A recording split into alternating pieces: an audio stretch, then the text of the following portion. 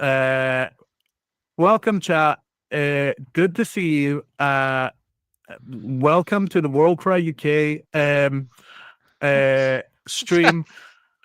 Oh This has goodness! just thrown So you. Hi, it I'm has it Badger. has a bit. This is Yeah, I'm Lord Phylax. Phylax. I'm an idiot that doesn't turn his mic on. But yes, no. Welcome to another tournament download. We're gonna be talking about the community catch up a lot faster this time. We're gonna cover some more Warcry news, the WorldCry UK update, some recent tournaments, and then some future events. And I'll rattle them off faster than like 4 hours this time. So that's gonna be great. And it's not gonna be 2 hours because we've spent 20 minutes just talking On into the mute. ether on mute, which is unhelpful. But it's great. But yeah, on the community catch up, what we were talking about with Badger was just how great it's been since the FAQ came out, and just everything's been revitalized. There's new people asking for advice. Even on my kind of local groups, I've had people show a lot of interest, and the the tournament at Tabletop Scotland as well just put the visibility up so much. We have so many people asking questions, looking into the game, coming over and being like, "Yeah, I heard that the FAQ is out and all of that," and it's great. It's fantastic. Um, the other thing we talked about is working on the Wikipedia entry for Warcry, the proper Warcry, not the card game. That Warcry is the skirmish game, not Warcry the CCG, which that's also the had a one. PSP game in 2006. Are you That's okay? nuts. No, It's you know what? It's the fact that there's like about 20,000 40K games, yeah. like online games. And then bless them, Frontier made the uh, Ruined Realms or whatever it's called. And it was just not great.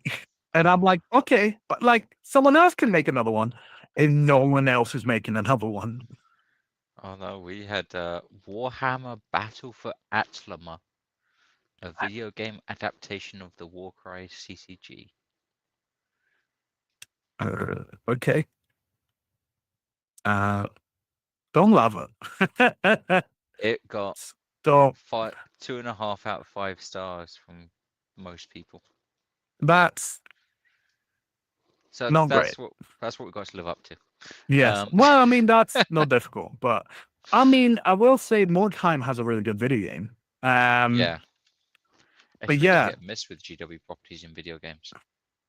and It's videos in general. in games. Although I was gonna say, I watched the not Mortal Rounds, Sigmar's Toll, the first episode of that. If you've watched the Neve Black Talon show, it's cool, right? So with Neve, with Black Talon, it was a really cool show. But I felt there were episodes in there where they were just kind of doing the thing where you just kind of pull one scene into five to fill time. Um, but it was a very cool show. Sigmar's Toll's even better. Mm. I really, really enjoyed it. It's not gonna win any Oscars, but like the story is relatively straightforward. It's Skaven versus Stormcast, so you're not gonna get what's the word, particular amounts of depth. But Yeah, it's a cool thing. It's really nice. These Stormcast do Stormcast things.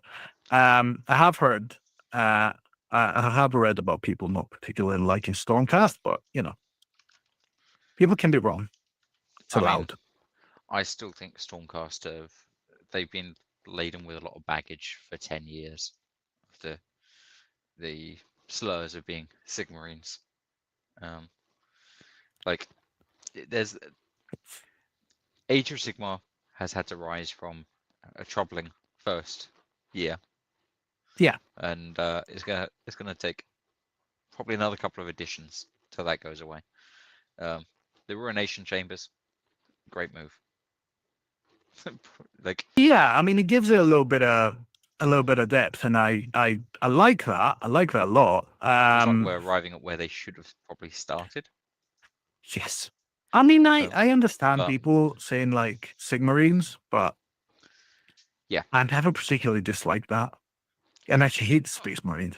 I don't think it's inherently wrong, and most of the people I think hating it are in the same way. It's more hating them as the counterpart to the Ultramarines rather than Space Marines specifically.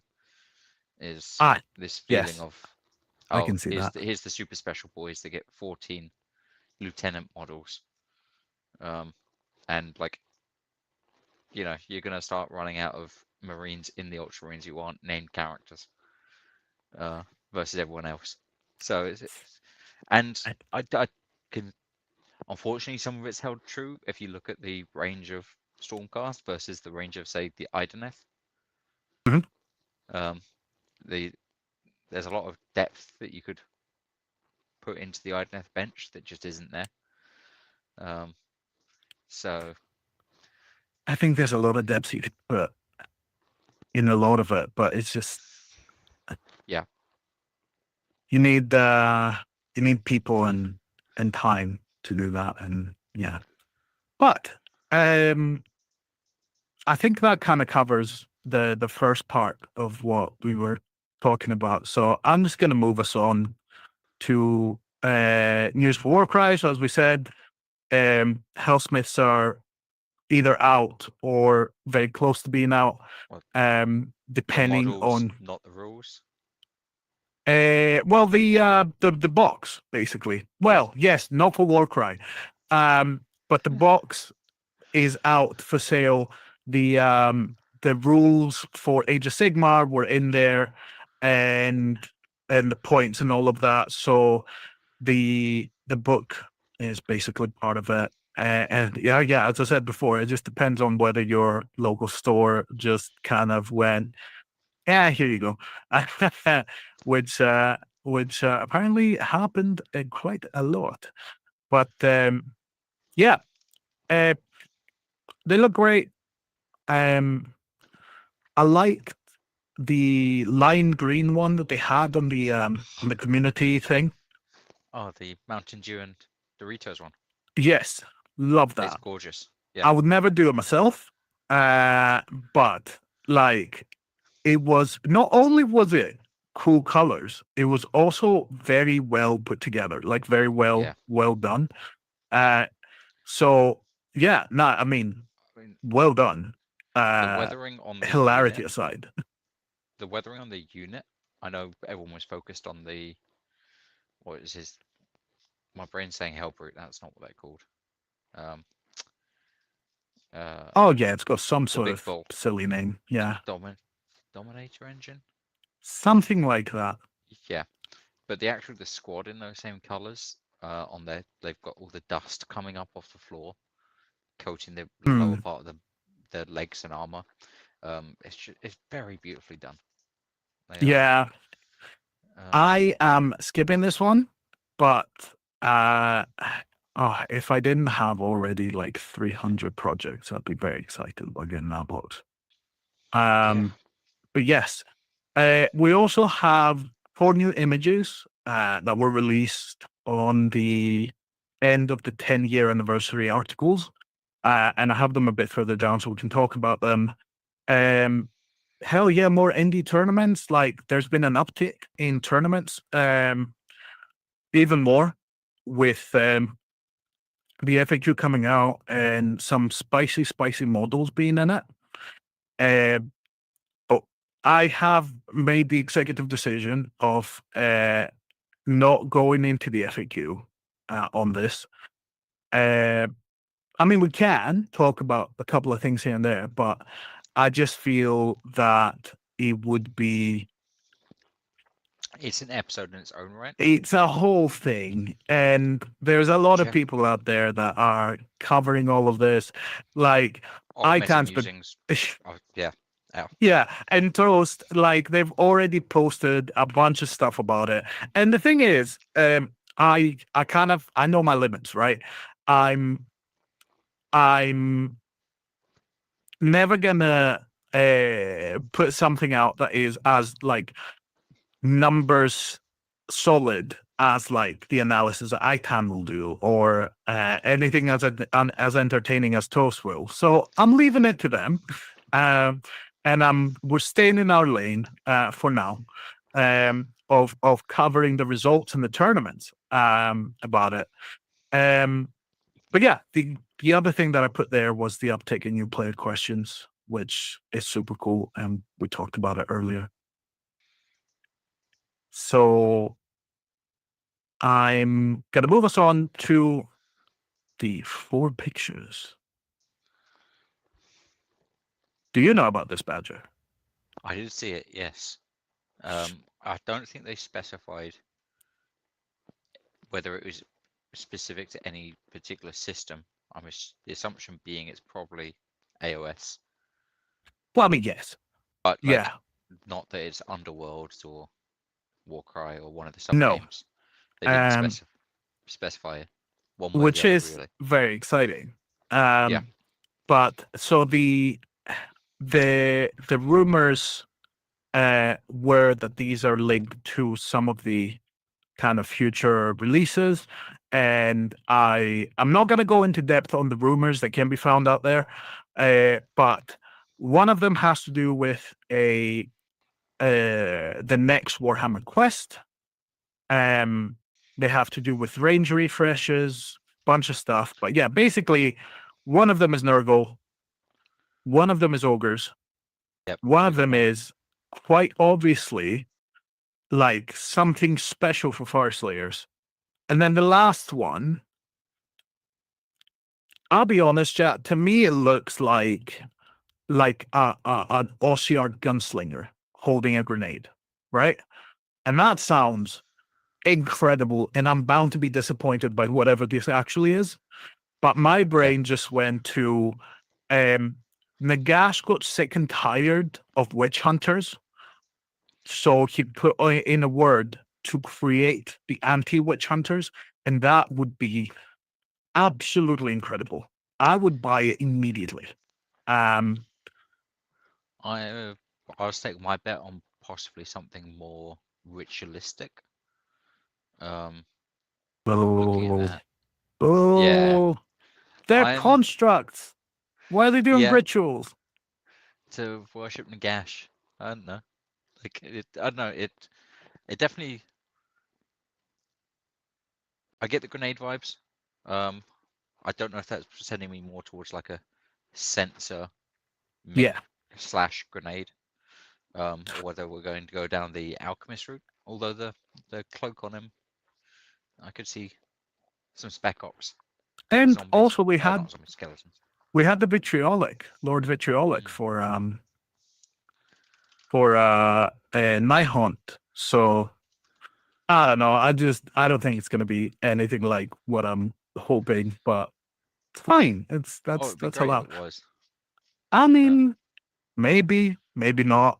I've no idea. Like that's an idea I threw out there. And yeah, In which case, who knows? I'm like, is this going to be just extra goth version of one of the 40k Eldar snipers? Um, Possibly. y- Um, yeah, I mean, I was gonna say with all the other stuff, Nurgle got a massive buff in the FAQ. yep. Really cool. And getting more models means that range could be fleshed out a little bit. That's also quite a small looking shield, so it's going to be some more Nurgle light infantry, Hmm. um, which I'm here for. People, I saw the word Order of the Fly, and I don't know enough about Nurgle to know what that means, but people were talking like cavalry, so you might not be far off.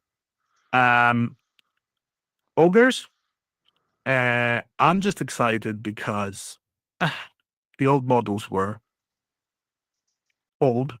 Yeah, But also just it'll be exciting to see which way they nudge it because I really like the kind of I really like both sides of it, like the endless hunger and then the endless storm chasing them on top of that. Um, but it's uh, it's the fire players I'm most excited about.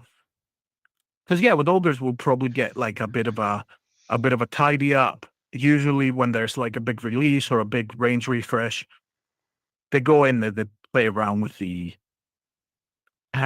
faction, which worked wonders for Cities of Sigmar and didn't work wonders for Fleshy Courts. But Yeah, cities of Sigmar. You just want them to pick up the other cities, so to speak. well, yeah, But let's face it, with the old world, they're not. We know which way they're going. They're dispossessed, and yeah. But uh, you would hope, or at least I would, that they would kind of be a little bit more diverse and just. I don't mind if Dispossessed get into Cities of Sigmar with like refresh models are more kind of cohesive. Um, And I don't know. I think it would be very cool to have like the Mortals faction be like all mixed up. oh, I would love it. I don't know that they're going to commit those resources to that if they're then focusing on bringing dwarves back to the old world. Huh. You've got the Hellsmiths, you've got KO, you've got Fire Slayers. Um, like Yes. I would Yeah, I dig see it your to be point. more varied, but from what they've shown so far, they seem to like the idea of the mortal cities really focusing on humans. Um, which I agree. I think it's a miss. Um, also having the Dark Elf covens and the like um, that don't Yeah. end up under Marathi. There's a lot of space you could play with having like them interplaying with each other, so that you've got the dwarven engineers, you've got the human footmen, you've got the dark elves who don't want to go to Marathi, who are like stealth specialists. Hmm. Like you could interplay a lot of that. Um, but I think with the old world now being quite a big thing, we know we're probably more likely to push them off there and just focus on the ones that have a very distinctly AOS identity. Yeah. But Yeah. I don't know. But what I do know is Fire Slayer is looking cool. yeah, Um, it seems a lot more like the Flame Seekers, basically. So that aesthetic is really good. And there was a lot of chat about Fire Slayers not not having a good time this edition. So seeing that, very cool. The Warcry faction of Fire Slayers could do with a little bit of a nudge. I tried playing them. I tried like doing well with them and just kind of enjoying the game. And it's they're missing a little bit of something. And the same way that like um if you played uh Nurgle Mortals before the buff, yeah, they just felt like they were missing something. So I'm hoping that whatever new units and whatever new stuff comes through, that just kind of captures that. yeah. And I'm hoping it's going to be. There's not much diversity in the current Fire Slayers range. Um, it doesn't feel like, because I mean it's in their nature, isn't it? Like their characters are great, and the Magmadroth is beautiful, yeah, but then it's kind of like where you've got three different infantry squads of yeah, melee weapons. Like, of 47 different naked dwarves holding different weapons. yeah, like I know you can't deviate that much from it, but I would not hate seeing a decent Fire Slayers range unit. Like, not to completely bypass one of their weaknesses, but something that plays around in that space. Um, yeah, particularly the Fire Slayers, give them flamethrowers. Oh, they have it. The Auric Flamekeepers. Is that They the have like The Hearthguard? Oh, okay. Yeah, Hearthguard, yeah, sorry. Yes. yeah. No, So you're they right. they do have that, but like the thing is, right? and this is not going to happen, chat, I just don't see it but about. there's so much space in. There's so much space. If you don't know where to go with them, right? There's so much space in the body horror side of it. Because if you think about it, they take runes and just slam them on themselves, right? Like, you know how the Korgorath becomes monstrous by just devouring skulls? Oh yeah, you You want someone can't that's tell me rune that mad. someone, yeah, just like absolutely covered in runes and like jacked, like 12 feet tall dwarf that is just power mad. And they're like, that one we just kind of throw at the enemy. We just airdrop them. That would Don't worry be about it. real neat, actually. Um, Right. Like there's a lot of and space visually if you, different. yeah. Yeah, Because because if you that's the don't, thing. sorry, you go. No, I was gonna say that's the thing is I'm looking at it and I'm like, oh yeah, the Orc Hearthguard just vanished into the sea of uh, ginger dwarves with what looks like heavy weapons. Yes. Um, whereas yeah, doing something that is like a monstrous dwarf that's just roid raged. Um, Yeah. or Too give much me godly essence. some sort of flaming catapult. I'll also take that. Or a True. dwarf catapult. Fling dwarves at people. Do kind of love that. Um, but yeah. Um, awesome. Right. Uh, moving swiftly on, and this is a very quick one. I love him. That's it, chap. Look at him. He's so wide. So wide. Not even a Chaos Lord. Just an Yeah. exalted hero of chaos. Just barely above an aspiring champion. It's right in between. 185 points for nothing. A Chaos Lord is cheaper than him. But you know, when you get him, if you play him, your opponent looks at you and goes, that's so suboptimal. What's happening? And then you win the game. That's it. You just throw them off. So incredible power move. I'm 100% buying it on release. No two ways around it.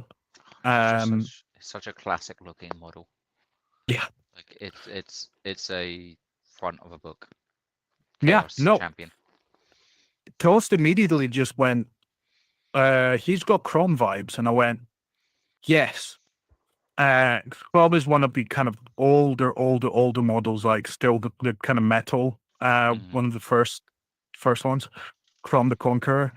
Very similar helmet, sword and shield, not nearly as wide, but yeah, just But that's it. I'm not going to talk about it long. Just oh, love him, it love him to just look bits. it looks like old fantasy being modernized, and it's Yes, great to see it. yeah. No, 100%, 100%. Right, it's our news, and our news are that we are so tired. But listen, Let us Defiant was rest. Defiant. We will not rest. Defiant was successful. Defiant was great. Like the feedback that we got was great. The match play was a bit low on numbers, but it was not low on competition. It it was very fun. Some very interesting lists, and then the narrative was just fantastic. Just very fun, very flavorful. And again, like just a big, massive thank you to yourself, Badger, for making the missions for Defiant, and to For the the match third, play, yes, for the the match narrative play. The set the pack. narrative, it was my wonderful wife and the third person in WorldCryUK, Jess, my wife. And she fell onto the narrative, like just dove into it, designed all the custom tournament packs that we had for everyone to just kind of track everything, because there's quite a lot in narrative, and especially of Ashen Memory being such a such a rich pack with a lot of like a lot of fun design space stuff. Um, but yeah, no, it was great. Really enjoyed it. Um, and yeah, we had a lot of interest. We had a lot of kind of visibility, given that obviously Tabletop Scotland has like thousands of people going to it. Um, we had a lot of people like admiring the boards, which speaking of, big thanks to Vangs from the Edinburgh Warcry community who came along, and she, she she's always been really heavy into the narrative and has some really, really cool boards that were very kind of really matched the scenario.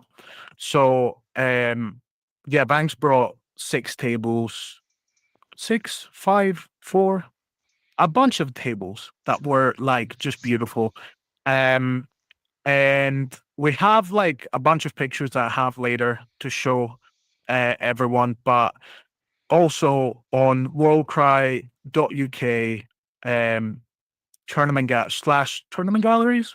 Or if you go to the website and you go to the tournament galleries, we have an entry for Defiant 2025, which has a selection of pictures, and then it has the links to the gallery, to the event picture gallery, and the warband photography, because really pretty warbands, Just really post the pretty link to the warbands. tournament galleries in the chat. Very nice. Very nice. Let's see. Thanks, Badger. And we are not done. I mean, do you have anything you want to say about Defiant? I mean, honestly, I just loved, yeah, the match play, getting my first mission pack, full mission pack on the table. It was really good to get feedback on it as well, on the different interpretations of people, because you play test stuff in your local area and everyone kind of has a hunch of what you mean anyway, Hmm. or like we've all played the same third-party missions to be inspired from. So no, it was really good. And the narrative, I think me and Jess now want to co-op on some collab on some narratives, because she has such a good time putting it together, and I love putting flavor into missions, even for match play. I can't help it.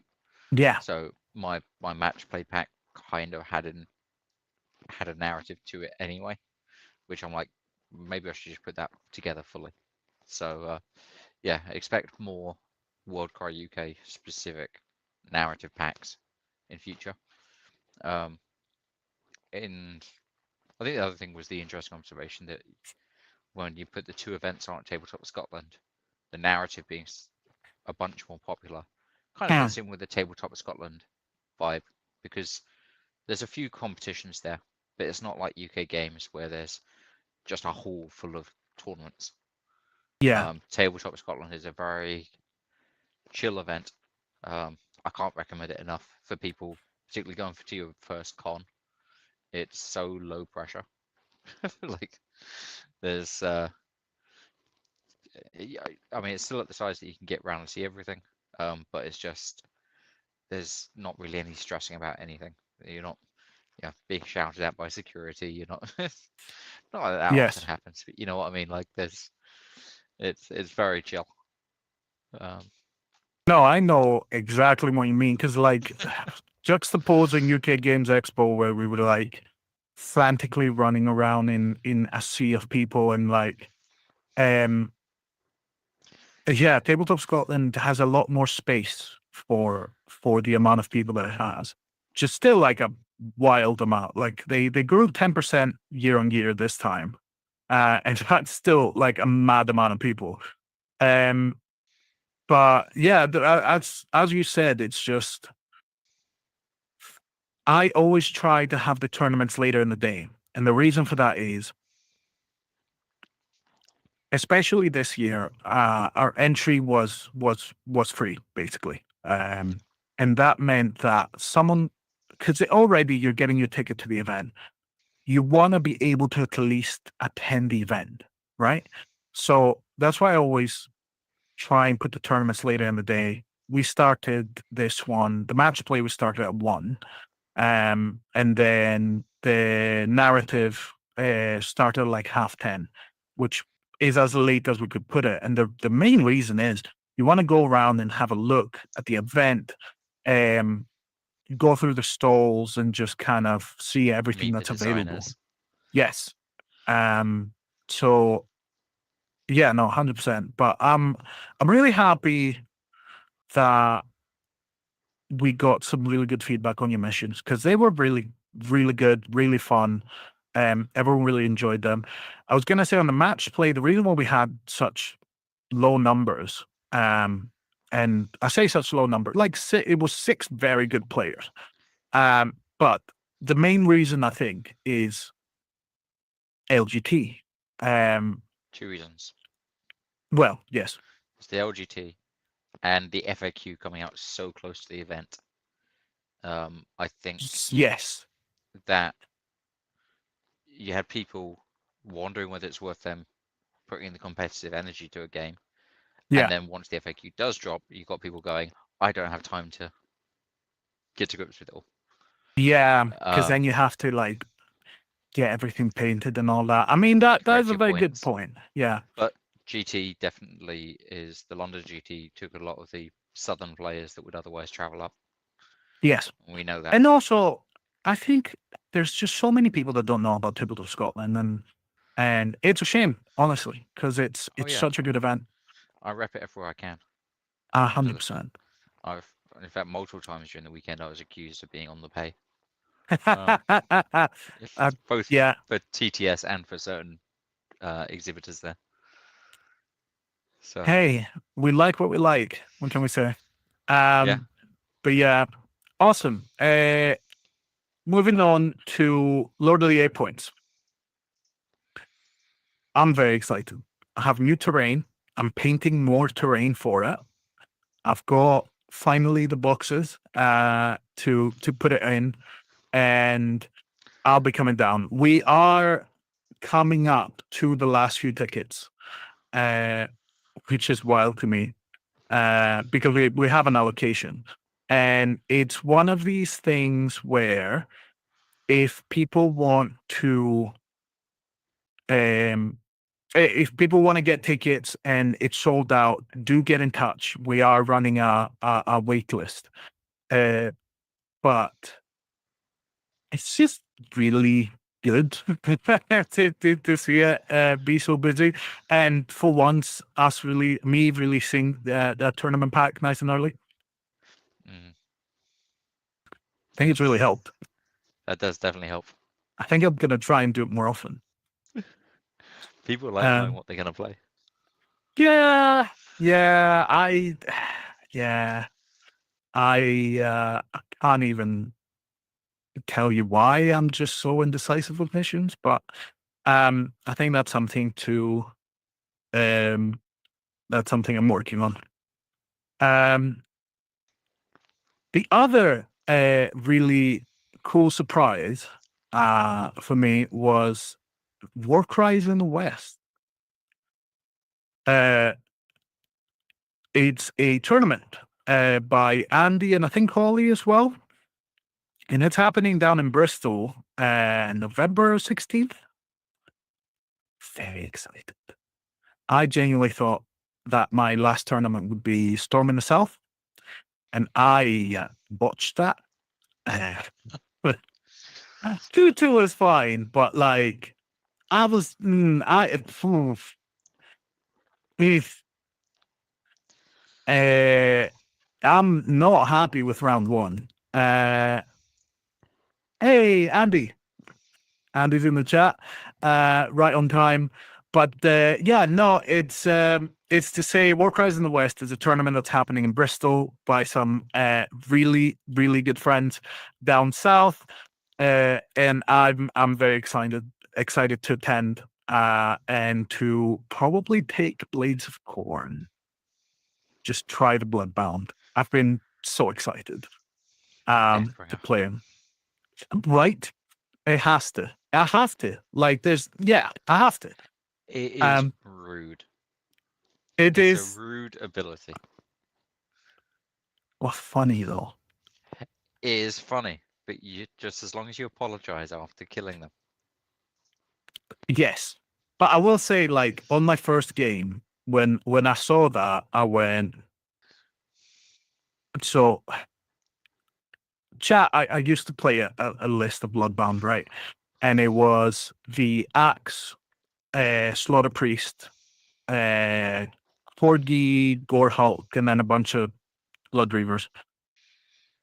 And when the 2 new models came out, I went, so I can just take 2 models out, put 2 models in, and that's us.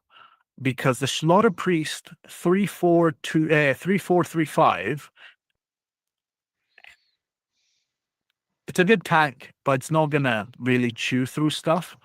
Whereas putting the Deathbringer in and then also retaining the power of the Slaughter Priest with the Ritualist, and then getting an ability, an extra triple on top of that, wonderful.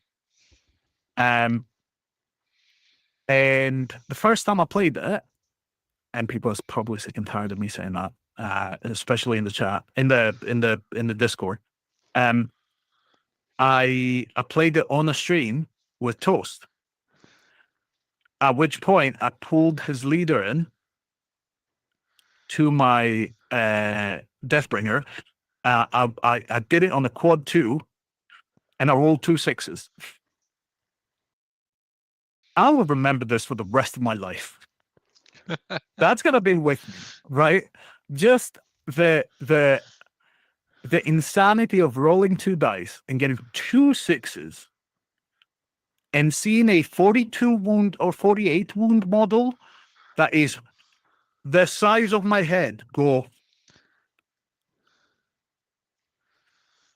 That's a rush I'll be chasing for the rest of my life. Now you just It was need to great. do that in a tournament. Well, I'll be trying. I will absolutely when you be score trying. that on a monster, someone's gonna get so bitter. Andy's saying in the chat, I can't imagine what you think went wrong with round 1 of Storm in the South. I thought it was great. Yes, Andy. I'm sure you and your Tyrant and your and your Mollog had a really great time turning my Stormcast into crushed cans. But I mean, I really enjoyed the game. I just know that the way I enjoyed the game, which was like a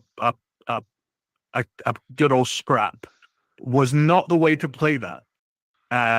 But I did enjoy it.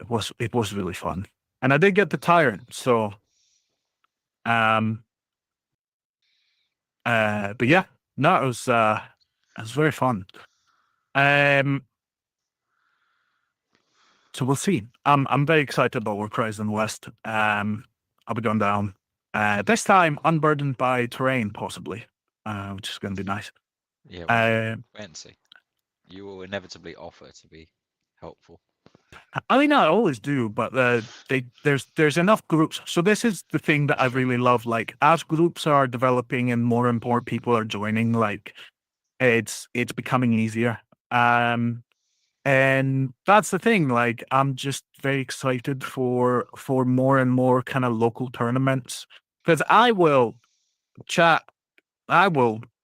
put everything in my little trolley and travel. If there's a train station near you, I will bring my terrain and run a tournament at your place.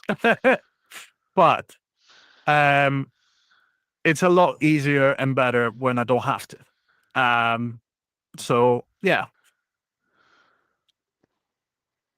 it's good stuff. Awesome. I will move us on to the actual coverage of our events. So we're going to start with the match play, run by WorldCryUK, yours truly, both of us.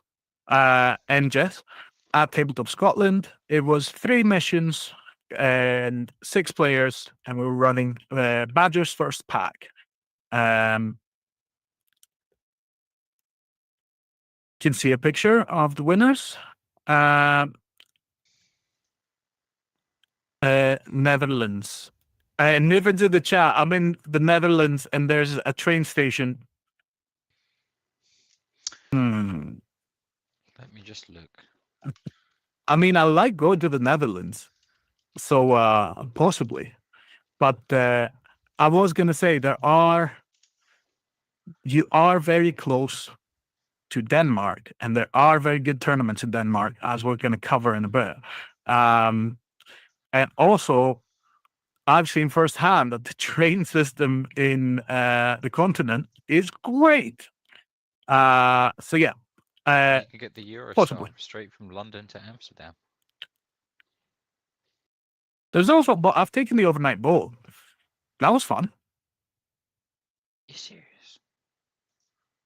Sorry, less than 5 hours. 4 hours 17 minutes to get from London, Amsterdam to London. So it only takes us like 10 hours to get there. See, like, Niven, you're joking, but like, We will turn up at your house with Warcry terrain. there's clearly no limits to our madness. But yes, stopped only by our wives. The voices of reason. Yes, correct. But yes, so covering our winners. Guys. So at first spot we had Yolane, Manda Square, Anthony running Nurgle Demons, a really, really good list with the new Underworlds warbands, if I'm not mistaken. Let me open. I usually have notes, but I completely forgot to put the notes on this one. So we have yes. So we have we'll cover this in a bit because I have the pictures of the warbands. But yes, Yolane, Manda Square coming up day one, like actually battering everyone on a 3-0, coming first. In second place, we had Dimitri with Slanesh Demons and a non-Vexmore Slanesh Demons, which is wild for the current meta. Going 2-1. Cavalry-centric Slanesh Demons. Very well played as well. And then on third place, we had a friend of the channel, Wargames on Toast, going 2-1 with a 5-man Ruination Chamber list, which was very unorthodox. Then Callum with another 5-man Ruination Chamber list, getting Best Painted, and then Wargames on Toast winning favorite player over Anthony on the dice, not on the dice roll. I made them do rock, paper, scissors. So we're on the same amount of votes. So that is why Toast in that picture looks so happy holding both of the medallions. A very hard fought tournament. I was going to say the missions that we had ended up being, if I can find them, Beckoning Crown, the Carmine Comet, and Smog of War, which was very fun, I think. The Beckoning Crown is one of my favorites. And then Carmine Comet is such a good kill mission. We will be putting out an updated version of the pack with clarifications on the wording of the Carmine Comet, but just to make it clearer how the maths is done. And I'm going to go into, like, for future packs as well as this updated one, like underlining and bolding certain words that people miss, like the first of something in a round. There's just things that are so easy to gloss over. Yeah. But the Carmine Comet is such a fun risk reward interplay in it. It's Yeah, no, 100%. But it's one of these things where I did the formatting for the thematicness of the tournament pack, and it's shown me how difficult it is, um, because you want I want to use the cool like typesets, but then you only have underline, you have nothing else. Yeah, Like there's no bold, there's no anything else. So yeah, it's something that uh I think your idea was great to have like the formatted pack and then the unformatted pack for it's a easy reference. fundamental basics of accessibility and publications. Yes, yes. It's something we're both very well acquainted with. Um, Yeah. but yeah, no, it was good. Um, my favorite bit is the fact that the missions are very enjoyable, and all we're doing at this point is like topping and tailing like little details. I Yeah. say we, it's mainly you.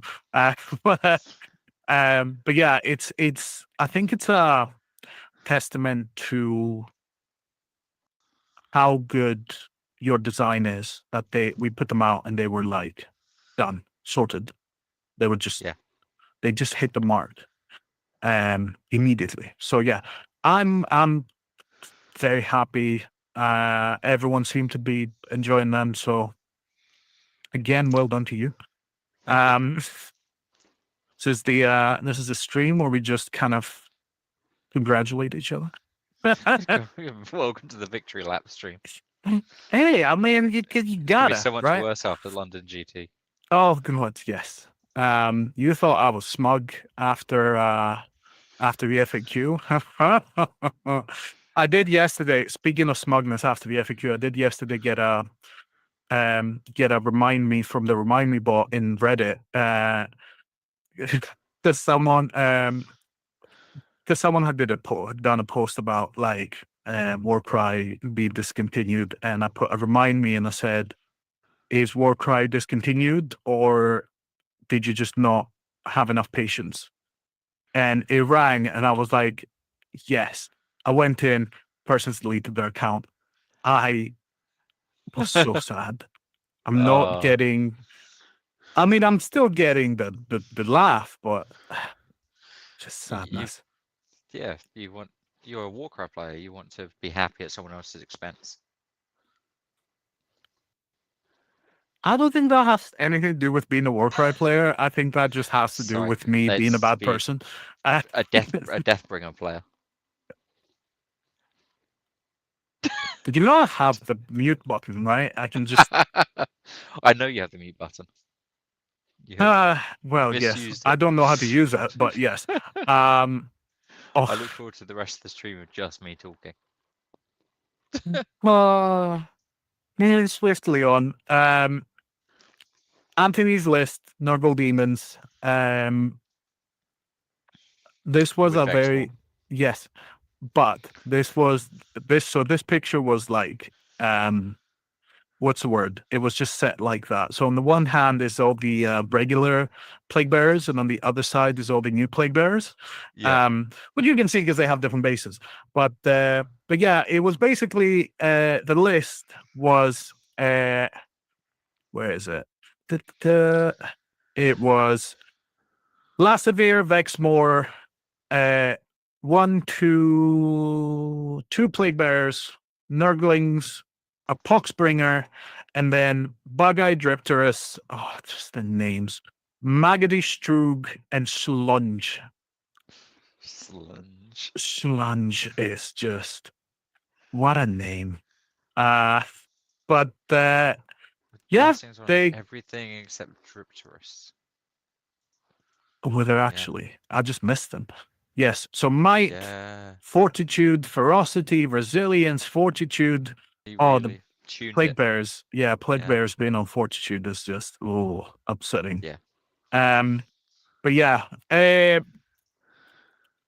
9 units with those amount of points. Pretty good. Pretty good. Um, Vexmore's, as always, a beats Vic.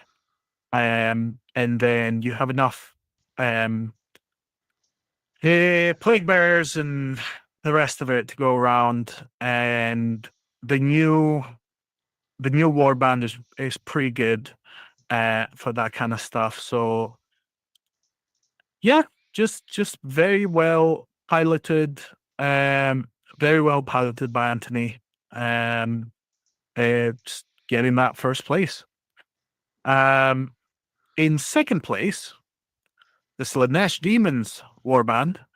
As you can see, we have Infernal Rapturous, which is just a cool model, just a really cool model. Fiend, Vice Leader, Hellstrider with Clawspear, Hellstrider with Hellscourge, and a Mind Stealer Sphinx.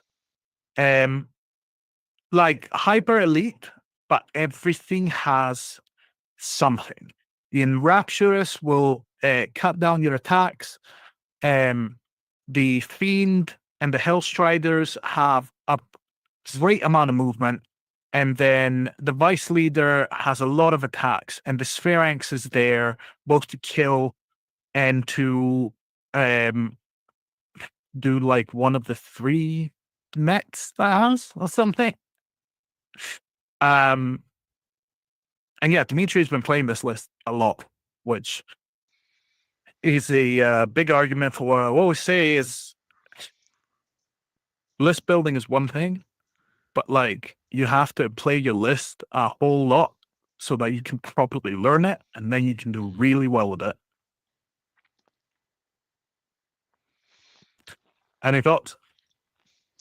I'm trying to remember, is this an edit on his Edinburgh list, adding this Phylax in? We can actually see that. Yeah, I think the Sphinx was in Was the it? Edinburgh one. I didn't play against him in Edinburgh. I played against Nacho's Hedonites instead. The Sybarites, yeah. No. Yes. No, it was all Hellstriders. But yeah, the Sphinx is a tuning. Yeah. Yes. The reason why I thought it wasn't is because there was a session in between in Edinburgh where Dimitri was trying out the Sphinx. Because we had a 3-person game that was quite good. But yeah, that was a Sphinx being on that session. So yeah, it's just kind of seeing what works, seeing what doesn't, and just kind of improving on it. But for me, it's always anyone that plays on the 5, 6, 7, 5, 6, 7 pieces, always fantastic. I'm always very impressed. And I'm a big fan of Elite, That terrain piece is also gorgeous, by the way. It's great, and I'd like to say, whoever I bought it from, I have not adjusted it. It was that well painted from them. I'm not taking any credit. But it is, it's very well designed. It's very well painted, and I've gotten a lot of use out of it. So, thanks. But yeah, lastly, Toast. So the Ruination Chamber that isn't Ruination, it's kind of sacrosanct, but you kind of have to play it as Ruination, because otherwise it's not giving you a chance to get where you need to go. But yeah, it is the Sacronation Chamber, a Reclusion Prime, a Griff Crow, an Errant Quester with Grand Hammer, an Evocator Prime on Celestial Dracoline with Blade and Staff, +1 attacks, a Reclusion, and another Griff Crow. So that's a 6-man list with 2 Reclusions, the Grand Hammer, Errant Quester, which is the Prime, and then the Evocator Prime on the Dracoline. In the past, we've had Dracoline lists, like in the past. I think like near the start of the edition, you would have like 2 or 3 Dracoline lists, and Hyper Elite, and it was Alpha Strike list. Basically, you wanted to get on your opponent's you wanted to get on your opponent's deployment, kill something, do the double for like bonus attack or bonus move on kill, and just strike first, strike hard, strike fast, kill a bunch of stuff, and then just have the movement to go wherever you want. Because I'm pretty sure the Dracoline doesn't have the mounted keyword, so it can climb things, Yeah. which is scary. So yeah, just a very good list. A very elite list. It's been funny talking to Toast while he's been playing this, because one of his main bits of feedback was elite lists are just so reliant on the dice. If the dice go your way, you have a great time. But if the dice don't go your way, you don't even have the bodies to like contest things. And it's very much an elite list needs to level the playing field as quickly as possible. Yeah. And my response was the gif from James Franco when they're both getting hung, and he's like, first time. Because that's been my entire life, just playing Stormcast and just getting just either really good rolls and winning tournaments, or really bad rolls and going 2-2. Taking 1 or So 2 pieces out of a Stormcast list just it pretty much settles, particularly if it's objective or treasure. yeah, You just don't have the models on the table for it. and It's you don't have the movement shenanigans either. So like, if you can run around them, just run around them. They Yeah. can't get to you. They can't kill enough of you fast enough, and then you just can't if play you've got around. a big piece that you can use to just control a chunk of the board, like Hmm. if you can draw too many of them into focusing on one guy, that can, there's a lot of things you can do to just kind of new to them. Hmm. It's but they're tough enough that, and to be fair with this, with the Dracoline, the mobility that he gets with that really does help swing it in his favor. Yeah. Particularly coming up against lists with more chaff. He wants chaff to eat through to get mobility, and then he becomes real scary. Yeah. Because it's the movement of the Dracoline is some ridiculous like 8 or 10, and it's a big enough piece that you can like block entire areas with it. So Yeah. So but I will you don't want to be feeding him a chaff piece to then jump on something much more no, important. no, because then exactly. Then the I think it's a double. Yeah. Is gonna mean that you just kind of um you're extending the reach basically. But I will say Toast had a difficult path, because it was first round Oran Golem, second round Renation, like Callum's list, and then in the end fighting Anthony, who as a very good player probably just completely pressed the advantage of 9 bodies over 6. So Yeah. yeah. I can't remember whether that one,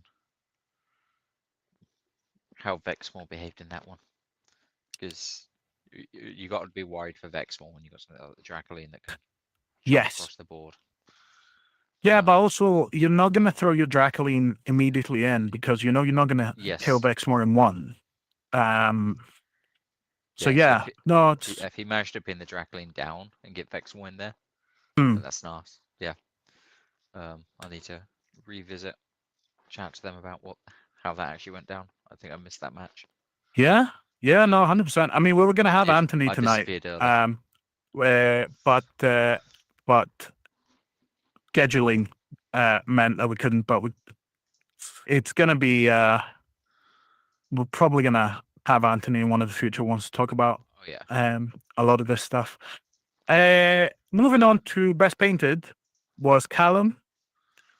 Incredible ruination colors. The reds are super vibrant. The metal is really nice, and there's a lot of chipping.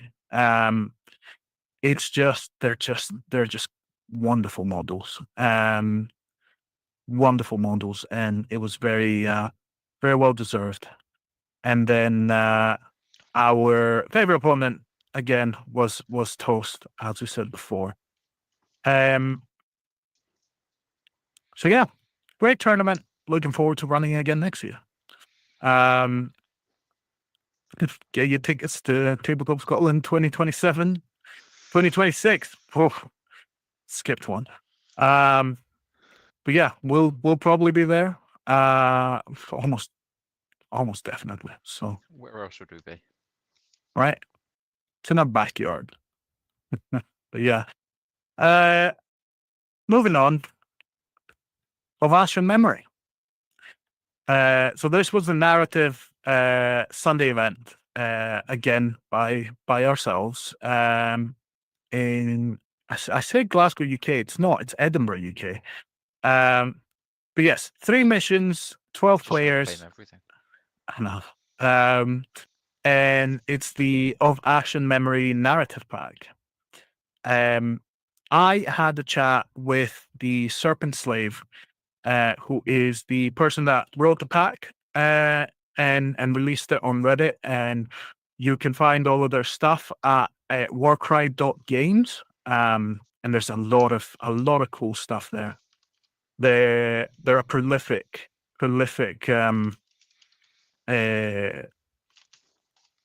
kind of narrative hack, and like they each releases a lot of stuff. But I was in touch and I sent a bunch of pictures and stuff and had a chat. Very happy about seeing the pack run, about seeing the pack kind of bring people together. The main reason why I selected it early on was just the theme really resonating with me, because we play our war bands and our war bands have died countless times.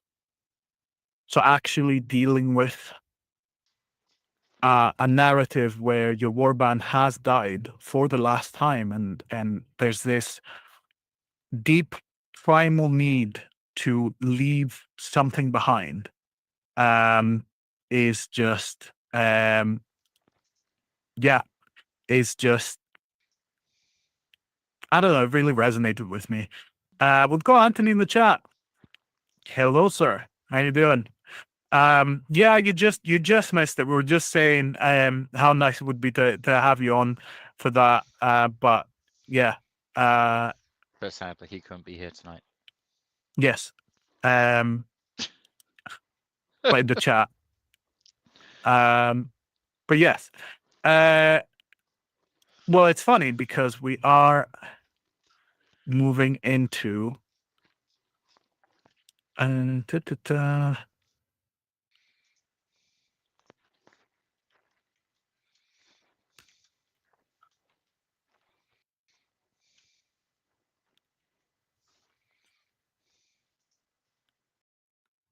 I think we might be able to have our secret guest after all. This is what you clock in for. Yeah, Well, I funnily see enough, you trying to get a Deathbringer on Murfield Miniatures. what's that? I just saw you trying to get a Deathbringer. That's a from different, Murfield yes. So chat, that's a different Deathbringer. Murfield Miniatures is a favorite for me, because I get a lot of my minis secondhand. So there's every Monday there's posts about minis that are in, and it's an exalted Deathbringer. So it's not the Deathbringer, because I've got the Deathbringer. The exalted Deathbringer is the one with the dagger. Okay. And it's the dagger, the spear, and it's just really cool. I just really like the model, so I've just put in to get it. I clearly need to work on my encyclopedic knowledge of minis. Like you've Oh got that yeah, side there's covered. like I'm a much. million. There's a Yeah, million Deathbringers. I filled my brain space not with army lists, but with the freaking rule interactions and stuff. Yes. So Well, while different ways I to waste our brains. so while I sort out getting Alex into not getting Alex, getting Anthony into this chat. Alex is already in this chat. Hi. Do you, do you wanna talk about Lasting Memory? Sure. Um, shall we jump through to positions, or do you want to cover the No, theming I of it? mean, if you the thing that I found like really cool for me was just all the extra work that Jess did Oh yeah, on the setup, the presentation. which is 100% worth talking about. Yeah. It's something we really want to, I think, focus on for future narratives because it elevated it massively. Each player having their own folio to take away to record their misdeeds was absolutely stunning. And yeah, I think the presentation, Jess, particularly for the little treasures, what were they called? Blessings. Um, Yes, it was that particular term for them. lesser and greater artifacts. Yeah. Um, Um, having those on the backs of leaves. Um, the theming was just through both the pack and the decor was absolutely stunning. Um, it's oh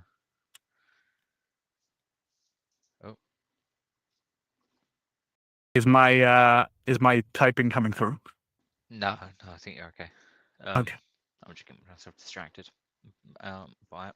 I'm trying to remember what the missions were. So the first mission, I think that's one of them where we had to clarify. See, my memory is going to be for the clarifications. Hmm. 'Cause it was beautifully put together, but there was, I think, that it was possible to, because it didn't set a maximum round count on the first mission, Yes. and it was possible to basically get in a draw position and then never end the game, Yes. which would have been very fitting for players to be stuck in purgatory.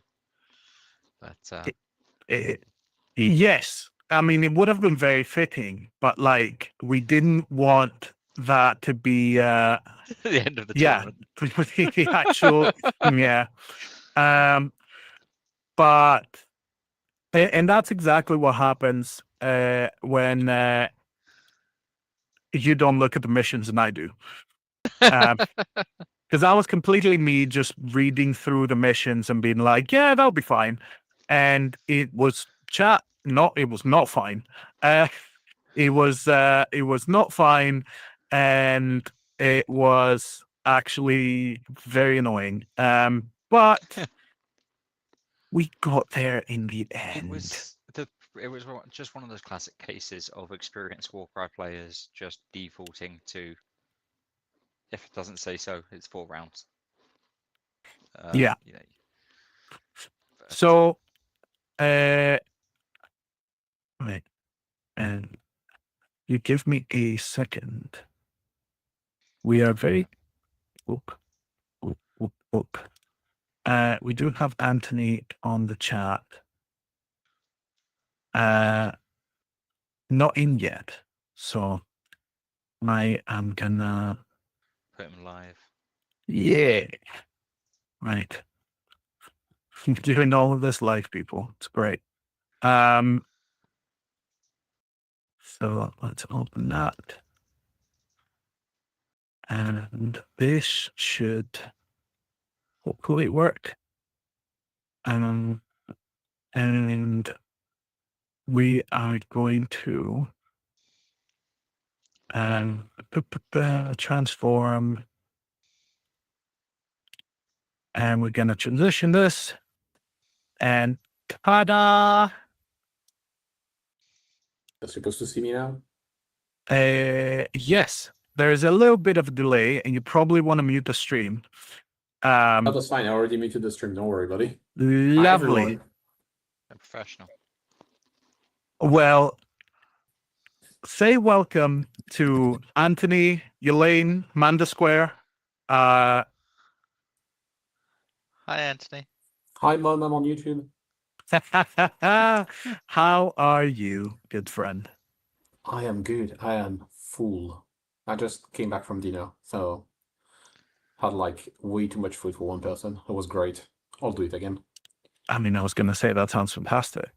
Yeah, it was great. That was really good. I was going to say, we have already covered very quickly your list on the first, on the match play, but I don't know if you wanted to have a little chat about it, how you found it, because it is a new list, right? It's full of the new Underworld models, and the pictures came out great. So yeah, but I was wondering if you had anything you wanted to talk to us about for that list. Well, I think for me, the similar vibe of the list is from the first nerf of Nurgle when the Plague Bearer went from 55 to 60 points or something. And it was Soul TC that said, oh yeah, Nurgle is gone now. And I was like, wait a minute, I still have a list to try, buddy. So I just decided to take that list just for the fun of it, right? So it was just Plague Bearers instead of those guys. And I was like, well, if the game lethality is going down because we nerf some of the big guys that are very annoying, this list can come back. Like, it's still playable. It's still a good list, I think, but it's not as good as it used to be due to how the meta has changed and how it has shifted, right? But I also wanted to try the new toys, and I was like, how can I try the new toys in a way that play within that list? And because the new toys of Nurgle were very cheap at the end of the day, and I spam everyone with Fortitude Blessing, it was a very resistant and very solid list along the way. And the whole point of the list is just to allow Vexmore and Laxvia to do their job with a Poxbringer every now and then to do some pox shot or some big damage, because of 4-4-2-5 now that counter is actually really good. So it's that combination of those two. I think at the end of the day, Vexmore was really good. Okay, always. But I think Laxvia was the best piece in my list, which is weird to say, because while my little guys were running around doing their things, waiting, using the double for the rules and the memes, I think I managed to get one at 3 counter. That was great. Didn't do anything. It died instantly after.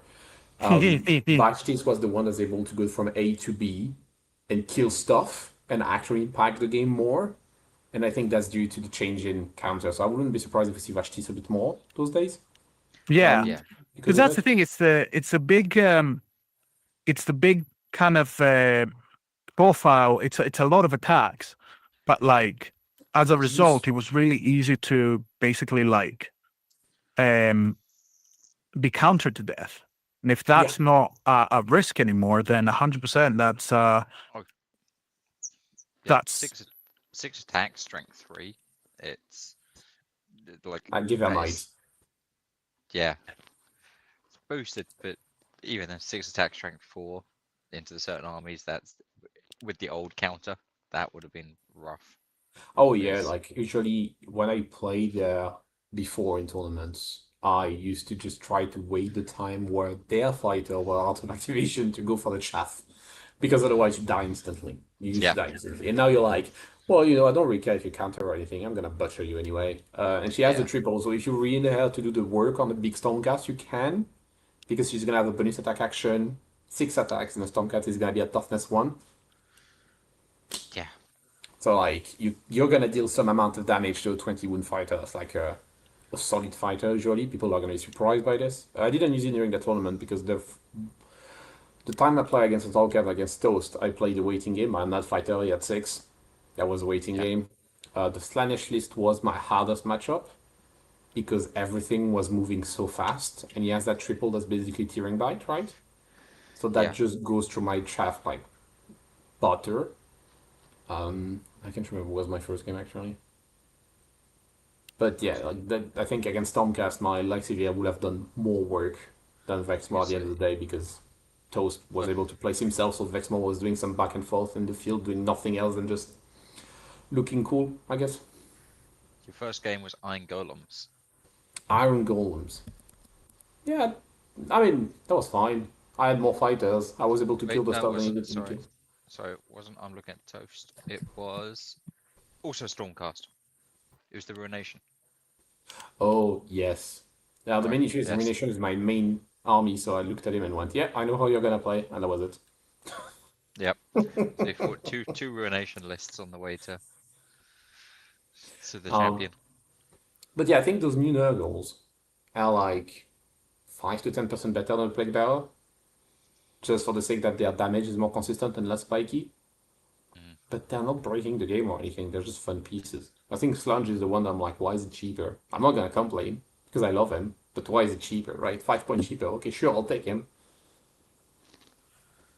But I don't think they're gonna change anything. It's a fun list. For me, it's a fun list. I don't think it's gonna go above it's not gonna push Nurgle Demons above what they are right now. So Slunge just 5 points because he's 1 inch range. Is that the only difference? Yeah. Yeah. 1 inch versus 2 inch on a 3-3-2-2. Yeah, that's exactly. fair.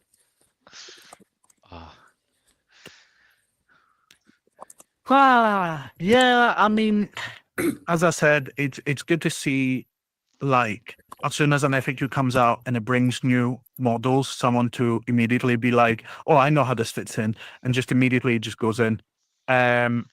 So I love it. really, There's like an entire class of fighter essentially that's got really benefited from the counter. Because I know some people were saying, oh, yes, I don't think counter was a problem. It's like, well, there's just like this little suite of fighters that have been sitting there waiting because they, yeah, getting knocked out to counter just kind of sucked. Yeah, it was always a bad feeling when you were knocked out of counter because you always like I don't know. It doesn't feel fair, does it? And it's not the way you want to. You want people to be swinging at each other, not Yeah. playing the game of, well, I'm going to use all my activations just to counter you.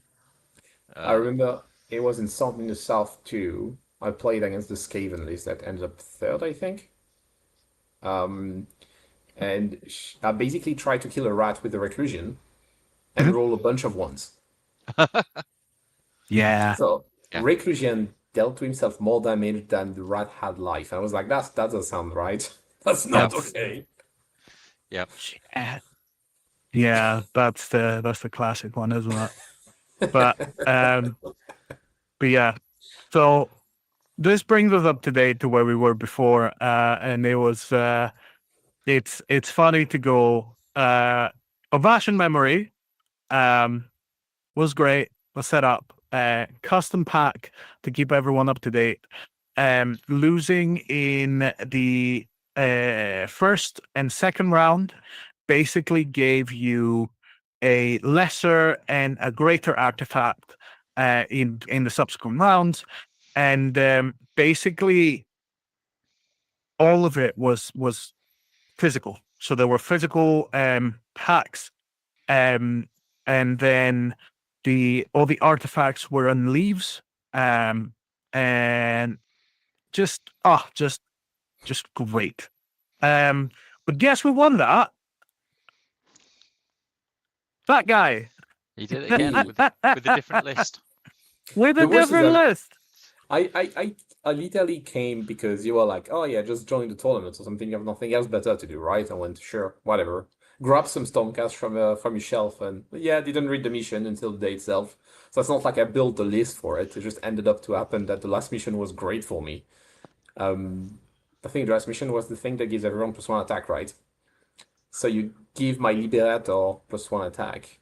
Yep. When you can get +1 attack, +1 strength, and everything that is a crit, everything you hit is a crit when the thing has 25 wounds. Yeah. Yeah. It will do it. Like the last mission was just so so there are 3 missions, right? On that. And they all have their own twists. Each mission has 2 twists. And in the second game, they're relatively like normal. and then the first mission being the moment of dying, and then the struggle for form, and then the dimming light is kind of like Brutal. the kind of blowout fight, the big like combat, and it is +1 to all ability dice, and then +1 to attacks, and you also get 3 wild dice on round 1 or 2 wild dice on round 1. Oh, you get 2 world dice on round 1, yeah, because you get Yeah. 1 power round. And you also have your lesser and greater artifacts. So it's like it's a big blowout fight, and still. I think I played, that the last game was very lethal for everyone involved. I got a Mind Stealer's 3 ranks throwing at one of my Stormcasts, and the Stormcast just almost disappeared instantly. It was crazy.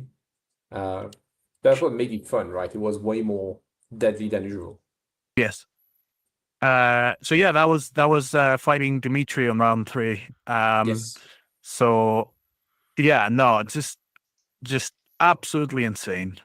But yeah, so on the second game we had about 12 players. So the first place we had Anthony, and then we had a slightly different we didn't have first, second, third. The narratives always go with the highest ranked player after the best general from each Grand Alliance. So Nacho was in second place and was the highest ranking Chaos warband. So got Champion of Chaos with 2-1. And then Ed with his custom Dark Oath Savagers that were destruction based. Also came 2-1. So was the Champion of Destruction. Stephen with his Vulcan Flameseekers went 1-1-1 and was a Champion of Order. And then Scott with Pyregeist was a Champion of Death with 1-2. And then Nacho winning Best Painted. This is where I'd have a picture of the warband. You I never forgot the took picture? pictures because I was like, take pictures of my own models. Why? I should have known better. Should have known Oh, better. I'm sorry, brother. That's fine. I'll take a So, picture at some point. The Just overlay it list on the video. was, let me check. It's on my app somewhere. No, I've got it here. No, So you got it Go for was it. Annihilator Prime with Grand Hammer, a Liberator. So Domitan, Annihilator Prime with Grand Hammer, and then 2 Liberators with Grand Hammer, 2 Liberators with Weapon and Shield. Yeah, I went with the most vanilla Stormcastis you can imagine on this one. Pretty much, yeah. Yeah, 1,000 on the dot, and just lots of Liberators. Also, the tournament had no blessings. Yeah. It had battle traits, but no blessings. I think the no blessing thing was actually messing me up more when I made the list, because my brain is used to be like, I'm gonna give him +1 attack. I know that's 30 points, and then I do, oh wait, no, I cannot give him +1 attack. I have to go back. And I Yes. did that so many times. So many times. Yeah, it was interesting to actually like run a tournament like that, which was it was mostly match play rules. Like it was the same list building, just no monsters, no blessings. Just to keep the kind of theme, and also because a lot of the lesson and greater artifacts, a lot of them are specifically blessings. And yeah, that just kind of allowing blessings would just kind of skew that because the last thing you want. It avoids double stacking blessings. Like, Yes, you don't want to give +1 twice to Vexmore, +1 attack or something. What do you mean you don't want to give +1 attack twice to Vexmore and let him do onslaught? Like, that's just 4 attacks, 10 strength, 5-10. Yeah. Just a base 5 attack tyrant just is now my new nightmare. Thank you. But yeah, Oh my god, what? The maths unfortunately isn't. Yeah, it doesn't work out just as simple as adding points. It's No. exponential violence. Mm. That's what we're Yes. here for.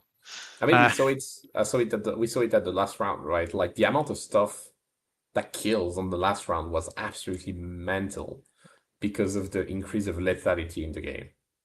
hmm. But that's the thing, especially for like liberators, they're really gonna tear through everything that's not T6. And even My with T6, you just my first game, funny enough, so I played the first day Nurgle, right? So I played a Swarm list Nurgle-ish. And that day, the first game I played against Maggotkin of Nurgle, the demons, and he had 2 flies. yes. Yeah. So So that. what I did is I played my 6-man Starcast list like a Swarm list, and I waited. And basically, I always managed to outnumber him on specific objective I needed to burn. So the thing was like you put objective on the floor, which was really cool, and then you burn them, which I really like the mechanic of. But you can put only one around, importantly. Yep. So and they have to be outside of 6 of each other, if I'm not mistaken. Yep. So he put his flies on specific areas. I was like, sure, that's fine. I'm just gonna put one more Stormcast and burn it, and you have the round, and it's on this side. Like, there's a weird control system, and because he's very slow, he never managed to get back to my zone. So I was able to build some stuff on his side without him coming back to me. But I think I attacked like twice in the whole game. Because when you have something at 45 wounds, Yeah. you're not gonna touch it. And we made the math at the end because he used the new double on the fly.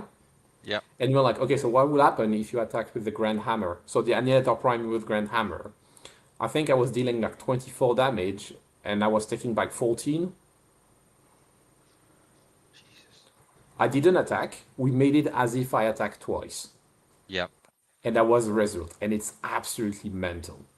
That double is actually really good when you put it on a very high wound fighter. Yeah, I'm gonna have to reread it myself. So it's for every damage you take, you roll a d6. On a 3+, you deal 1 damage back. Oh, yep, yep. That's lovely.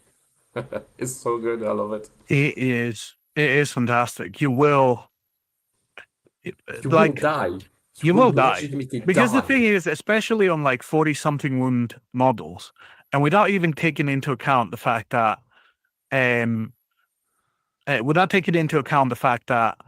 they have a heal on a double. Yes, there's that as well. The heal on the double, the reaction to reduce damage. But you don't want to do that. You don't want to do that anymore. You don't want to do that. Hit me. Come on. No, you deal want to, damage yes, to me. you want to do it on the ones that are actually don't have the double. But Yeah, that's it's fair. yes, Yeah. it's completely like just weaponizing the wounds that you have. Because Yeah. on a 3+, is it a 3+ or a 4+? A 3+. On a 3+, every roll you do is more than 50-50 that you're gonna take damage back. Mhm. Yep. So suddenly on something that has 42 wounds, a 20 wound model will almost certainly die. Yeah. Unless it doesn't kill the model. It doesn't kill the Nurgle model. I mean, there is also the fact that even, especially on the fly, right, they tend to have a 3-5 damage profile, if I'm not mistaken. I think so, so- yeah. Yeah, so even if you're a Stormcast, or whatever you are, you go in, you deal a ton of damage. You take a ton of damage back, and then it's gonna be like, well, now it's my turn. And first I'm gonna heal, and then I'm gonna slap you twice. Yeah. And like, what you're gonna do about that? You're gonna die, right? Obviously, it's not broken because we're talking about a warband that can have 6 men in it instead of 7 or 8. But there's still a good tactical advantage to use. That I feel like that can catch up the fact that you have less fighters than others. And that's what those kind of warband needs. That's why Renation is so good, right? It's one of the reasons why it's so good. So you know that I have an 8-man Nurgle list that has 112 wounds. How do you go for 8? I went for 7, and I found it very obnoxious. Just get the shield ones. Oh god. Your point. Oh They god. they never die. They never die. And you just, yeah.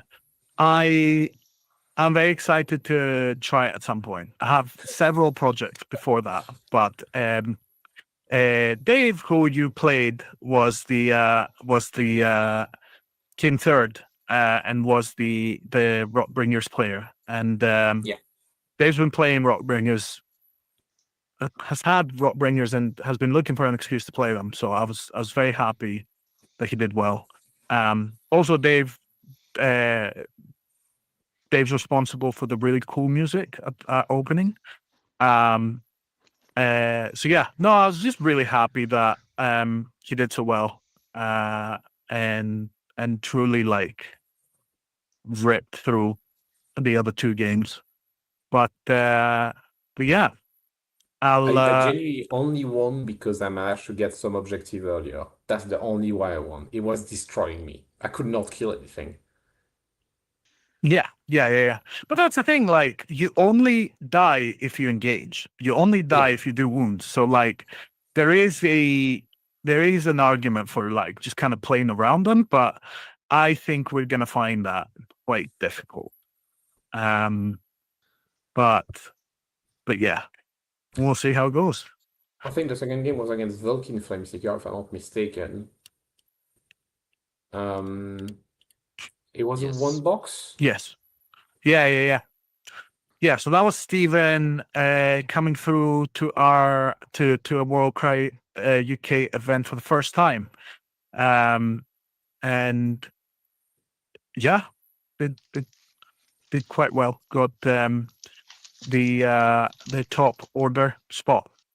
And then your last game was with Dimitri's cavalry list, which great as always. Well, I mean, it was the same list as the day before, so I was like, I know what you're doing now. You're not gonna surprise me anymore. But the main thing on that fight is because of +1 attack and Laylo the Tyrant. I was going like 5-5, 4-4. Yeah. And I give him onslaught.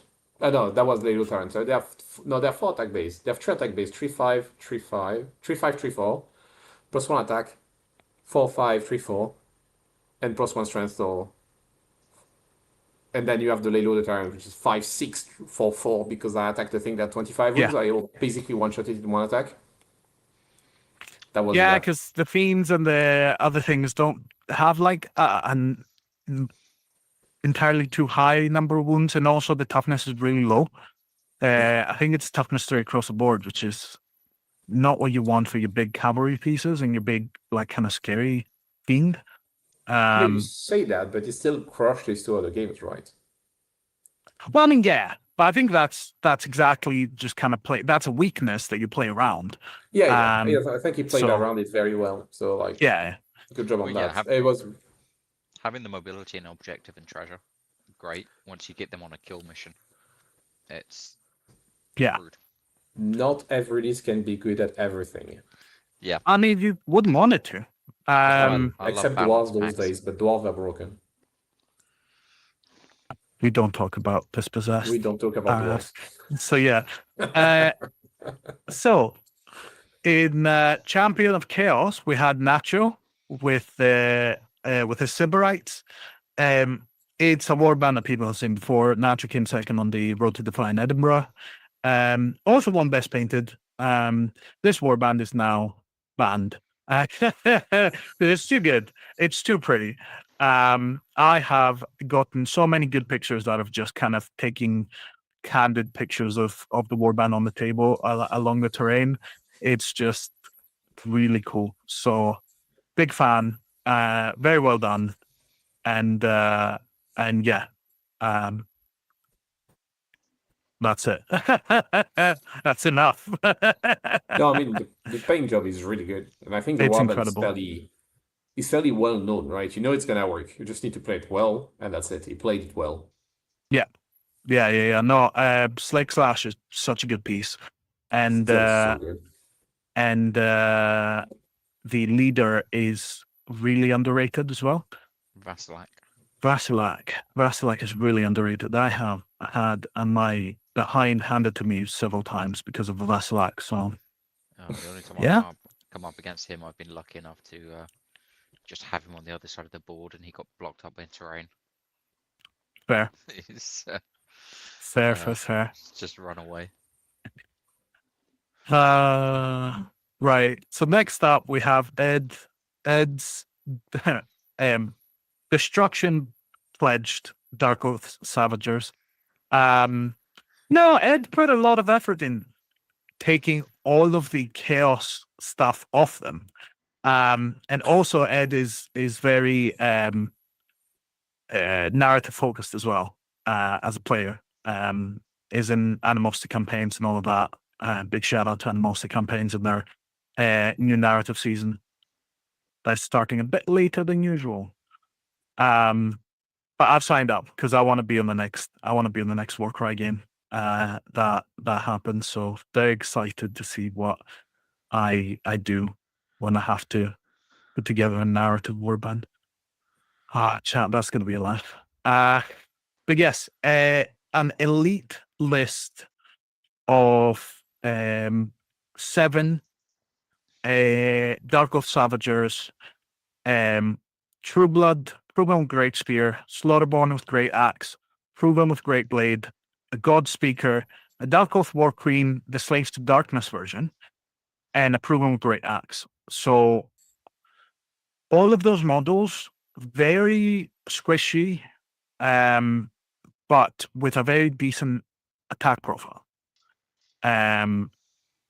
I really like the Proven with the Great Axe, and I also like the Slaughterborn with the Great Axe, but they're both glass cannons. Like, it's so easy to lose them. So yeah, solid list. He's done excellently in making the True Blood look like part of the Yes. making them part of the faction. Everything looks great there. Yeah, that's the one on the bottom left, and it's very Dark Oath. Yeah. When someone's good at kit bashing, someone's good at kit bashing. Yeah. So yeah, that was the Champion of Destruction. And yes. And then next we had Stephen with his 1-box Flame Seekers. Very well painted. Yeah. Like it's a relatively like true to the box art. But just very well executed. And Stephen went, I think 1-1-1. So one win, one draw, 1 loss, which is like for your first event, it's like spot on because it shows that you've just done well. It's the purples. I mean, we're talking about a 1-box warband, right? Like, we're not talking about a list with like double Berserker or whatever. Just 1-box warband, see what happens. Yeah. I mean, so I was really surprised by the lists, because with the narrative, I just kind of expected slightly less, because I knew there were match play people coming. And I was fully prepared to come in and be like, hey, all the narrative lists are like narrative and everyone else is taking like Vexmore. Please don't. But I saw all of my narrative players come in with some like fire stuff. One of the people that couldn't make it was Zingbo, who's a very narrative based player, and the list was Horns of Hashut, bunch of Shatterers, Flame Hurler, FOMO, Slaughterborn's Great Axe, and I went, oh, the knives are out. I see. Yeah. Wow. But that's why, like, I think this is super impressive for a first time to do so well. Flame Seekers will take you far if you play your games and you learn the warband and the strengths and the weaknesses. Like, you'll do well. That was 2 out of 3 order lists for Flame Seekers. Yeah. So, a popular little gang. I mean, people seem to love the Flameseeker vibe contrary to the Fire Slayer, right? Because Fire Slayer is basically the same model with slightly more naked weapons or slightly less naked weapons. It's Yes. not very interesting. Flameseeker have really something going on. They really have details. They have stuff with them. They're just not half naked for the sake of being half naked. But outside of visual themselves, the gameplay is really cool. Like you have so many tools. It's not like they're absolutely broken. They're just good. They're just in that nice middle ground spot, and they have a lot of ally in, right? So I was talking to that player after the game. He was like, "Oh yeah." I was like, "So what you're gonna do now?" And we're talking about allies he could add in, stuff he could move out, stuff he can move in, and stuff like that. So it feels like there is a lot of range to do with Flameseeker, and it just works. It's good. Yeah. Did you inadvertently bring in another Sephoneer into existence? I don't know what you're talking about. Did you? I'm asking the questions here. Did you? Tell Steven You know what? to get You don't- Sephoneer and put it in the list. I mean, yes, when you play Vulcan, the best way to play Vulcan is to play Sephania and Sireni and add Blessing Might on Sireni and Blessing Toughness on Sephania or Blessing Strength on Sephania or something. That's the best way to play Vulcan because you have a burn and then you have an octopus. Yep. And then you have a thing that shoots. Like I remember I played against Toast in a Vulcan mirror match at the UK Game Expo. Yep. And Sireni just did the job. She critted twice. There was 14 wounds. Goodbye. Have a good day, sir. Yep. Like, that's simple. Yeah. It's how it goes. It's how it goes. I can't blame you. So yes, Sephoneer of a winner in a post-counter world as well. that's very true. Oh. Yes. But before we go too far down that path, I'm going to say well done again to Steven, being the champion of order for this Good job, tournament. mate. And then Scott played Pyregeist last year. Scott played Pyregeist this year. Scott played Pyregeist last year on the Road 2 tournaments as well. And was just too busy to play on the Road to Defiant tournaments. But I'm just so happy that someone that has played this warband a lot actually gets to have fun playing this warband. It was great. We did have the initial chat of like, yeah, you can totally cheat kill missions, but not that it was particularly relevant. But well, that's the thing. That's one of the things where you can be sure that if you make it to a WorldCryUK tournament, there's no shenanigans. None of that nonsense. We What do you don't mean? do. I cannot make Crowjacks invisible? But No. it's written in the rules. It's also written in the tournament pack. No shenanigans, and that's that's a shenanigan and a half. To go, I am doing a double, so you can't hit Crowjacks because you have to hit Crowjacks first, and therefore you cannot hit Crowjacks. Is just no. We don't do this. And the same with you cannot get kill one enemy model and then cremate your entire army and go game's over. Yeah, we don't do that. That's not happening. But I gotta say, playing Pyregeist is a power move because it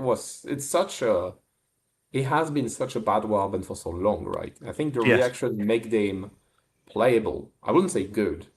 I'll say they make them playable. I don't know how good they're actually going to be. Do they even have a battle trait? I don't think so. They do. They do. They do. Okay. It's to do with wild dice and. Yeah, so just to say how good is battle trait, 3-player of Warcry that play Warcry a lot and think about Warcry a lot, don't know the battle trait Pyregeist. It's that good. Let me check. It is decent. It has to do with generating wild dice out of pyre tokens. Yes. Roll for each friendly pyre token on the battlefield. If on a 3+, you add 1 to your wild dice. So the fact that you now can have a lot more. I mean, just to cover, just to. That is begging for a solid ally to really fire. Yeah, so I was going to say there's four torch wraiths, a balefire guard with Scorch Veil, 2 guards with flaming halberds, and a Deacon of Flames.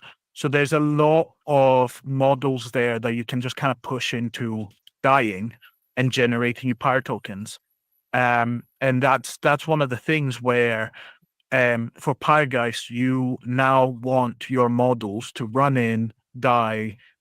The damage is still not great, and I wouldn't be surprised to see them like buff it a little bit, especially since it doesn't stack. I don't think, but you start denying area without consequence with the consequences of like damage, and then you also get wild dice.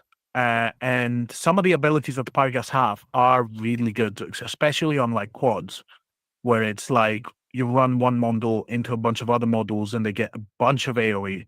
And then the Balefire guards, I think, have pretty decent profiles. So I think it's going to take a little bit of time to like find the playstyle, but there's plenty there to do okay. Their Pyre token is once only, so if you're in range of one or more Pyre token, you take 3 damage. So Yes. that's, I think, is the main limitation, right? You cannot pile on Pyre tokens everywhere. You need to spread them, but then you need to be careful about how you spread them because you need to still kill stuff. Yes. Though, now that we know the battle trait that gives you wild dice, I'm not sure that's enough. That's really good. I mean, some faction would love to have that thing, but I don't know if that's enough to make them.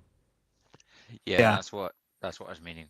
Because obviously you can't ally in and get the battle trait, but I'm thinking of like other destruction pack, other death armies that are like, yeah, we could really do with a bunch of extra wild dice, buddy. More res shenanigans with just stacks of wild dice. Yeah. Hey, so that was the end of the Warcry UK tournaments, but I still have. I'll do a quick shout out.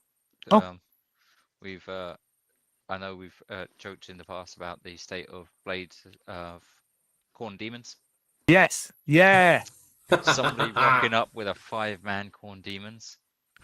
So we actually had 2. So Vangs, who brought the terrain, came with the Blades of Corn Demons, a very, very appropriately 8-man warband. Yes.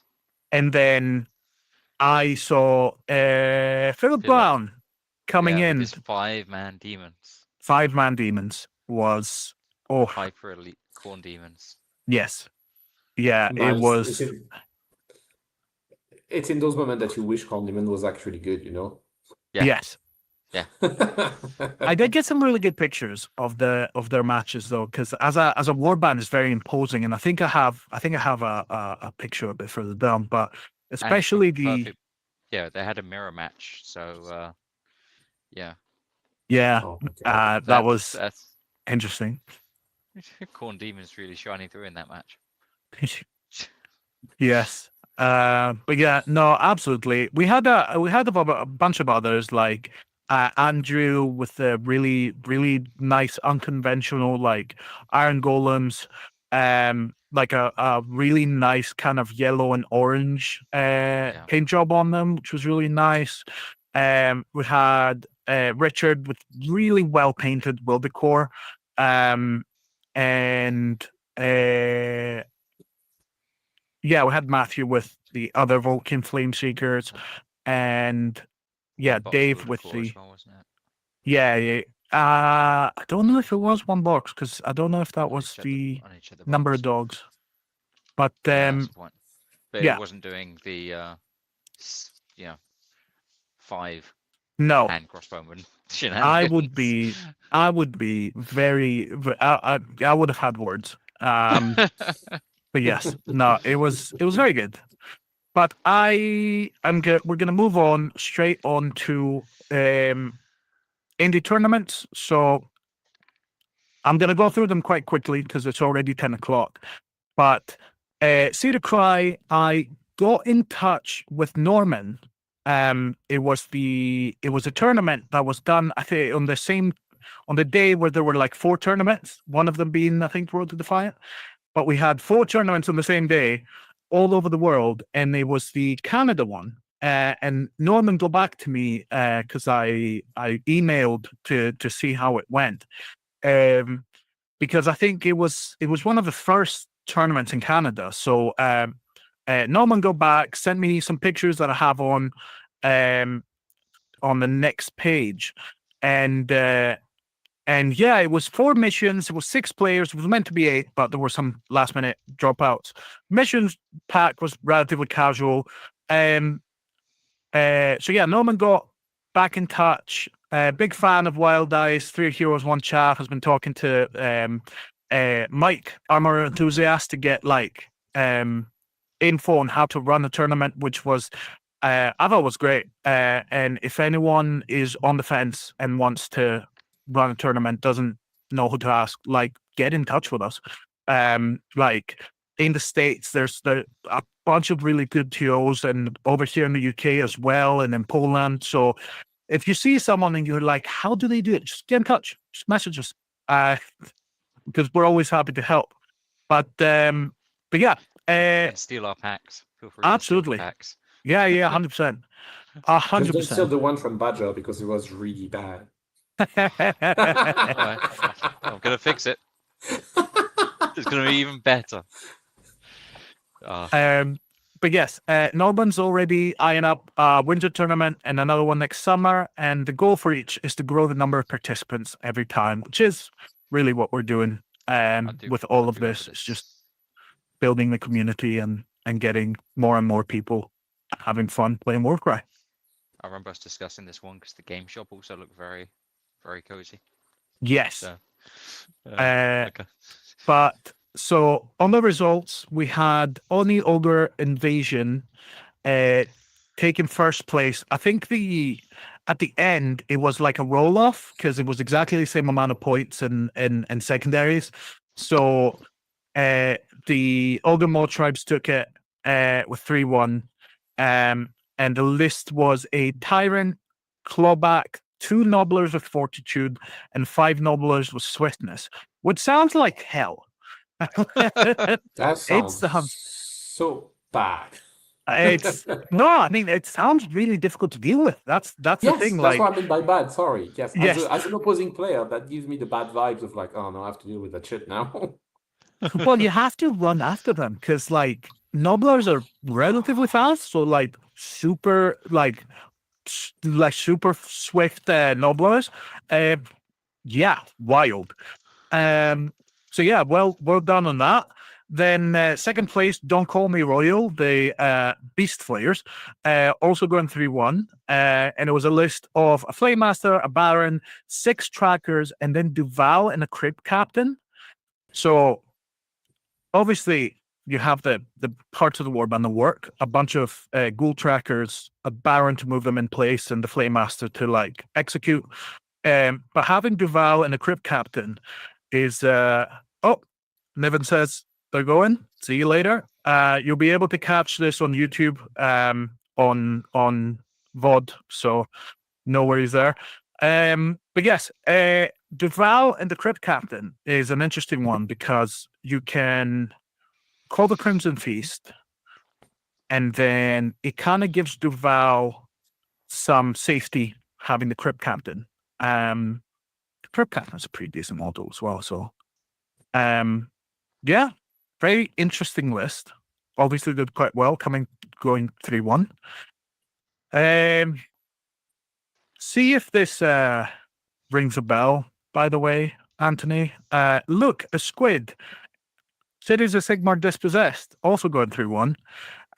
Grand Hammer Questo with Swiftness, Rune Lord, Sereni with Might, and Sephania with Brutality, and 5 Longbeards. This was pre-FAQ. I can only imagine the pain. That I feel like I think it's a fun list to play. And I think you play a lot into Dispossessed. I love Dispossessed. I play Dispossessed a lot as well. Obviously, it's a dwarf. Obviously, I play it. Yes. But I feel like if I compare it to a Vulcan, I'm like, oh, but you don't have the whip. Do you have the whip though? You have the double move and the attack for free. But It's cool. I like it. I like the look. I can put a squid in any single dwarf list and it's gonna work. Look at me. Yeah. I'm doing it now. Well, no, but that's the thing. You have the Grand Hammer Questor, so you have a whip. It's not as good, but you do have a type of whip. Yeah, I guess you do have a kind of whip. It was a Rune Lord, right? The leader. Yes, Rune Lord. Yeah, so it's very interesting because when you look at it, at the end of the day, there is no Titan. When you play Yes. these sets, usually you play, I don't know, Black Talon, you play Medusa Bloodwrack, you will play something that's a Titan within order that you ally in, and you make the Titan do a more than his point in value by letting your other guys die. In this case, it's mid-range Fiesta. You have three Yeah. mid-range fighter with very mid-range stats, with very mid-range abilities, but still do the job because he won 3-1. Even Yeah. if it's a 6-player tournament, it's interesting to see it that way, right? I don't know of all Yeah. those players or this kind of stuff, but it doesn't matter. It's interesting. Yeah. No, 100%. And then on third, fourth place, you have the Wa Brutes, which is an Iron Joe's list that went 2-2, and it is Mega Boss, Ardboy Boss with Sticker, Brute with Choppers, Brute with Gore Chopper, and Ardboys, 2 Choppers and 1 Sticker. So that's Mega Boss, Ardboy Boss, 2 Brutes, 3 Ardboys. So that's 7, which is decent. But well, to be honest, it's like exactly the kind of list that I would run, but I would just add Morgok and Thug instead of 2 Brutes. Because it's just a better attack profile. Well, it's a good Iron Just list, and going 2-2 wouldn't be would make absolute sense. Also, this was a round robin, so kind of everyone played everyone. So that gives you really good kind of a really not everyone played everyone because you would need 4 players for that. But you had a good kind of run between the various teams. But yeah, we've got some pictures as well. I should have figured out how to take us off the screen. That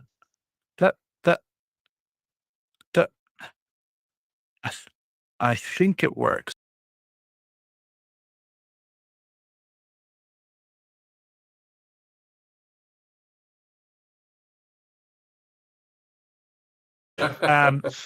Big well done to Norman for running this, and we're going to be here to cover the next one. So yeah, big thumbs up and well done.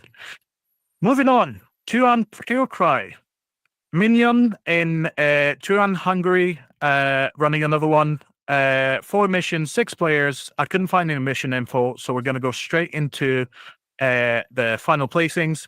Zabo Gergely first with Ogun Maw Tribes. So this was a really hard fought one because, as you can see, there were a lot of draws, and a lot of it must have been really fairly matched because Zabo was first with 2 wins, 2 draws, with a list of a Thunderfist, 3 Gorgers, 2 Nobblers, and a Bushwhacker. Pretty standard, I think. Okay.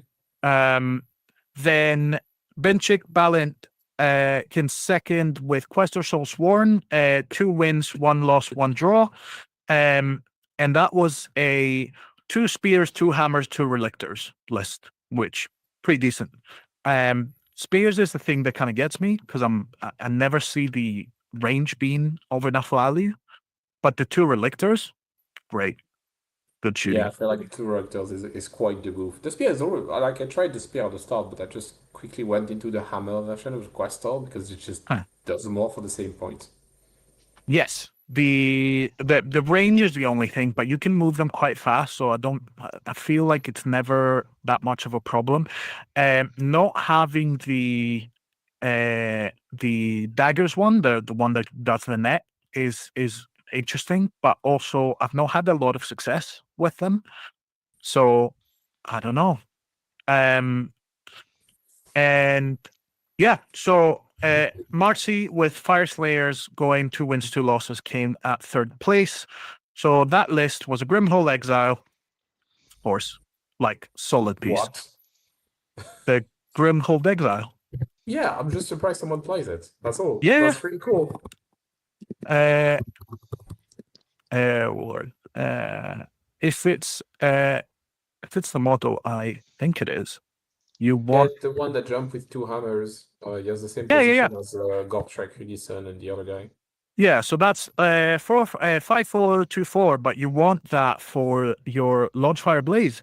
Pick a visible enemy fighter within 3 inches of this fighter and roll 6 dice. For every 4+, allocate 1 damage to that fighter.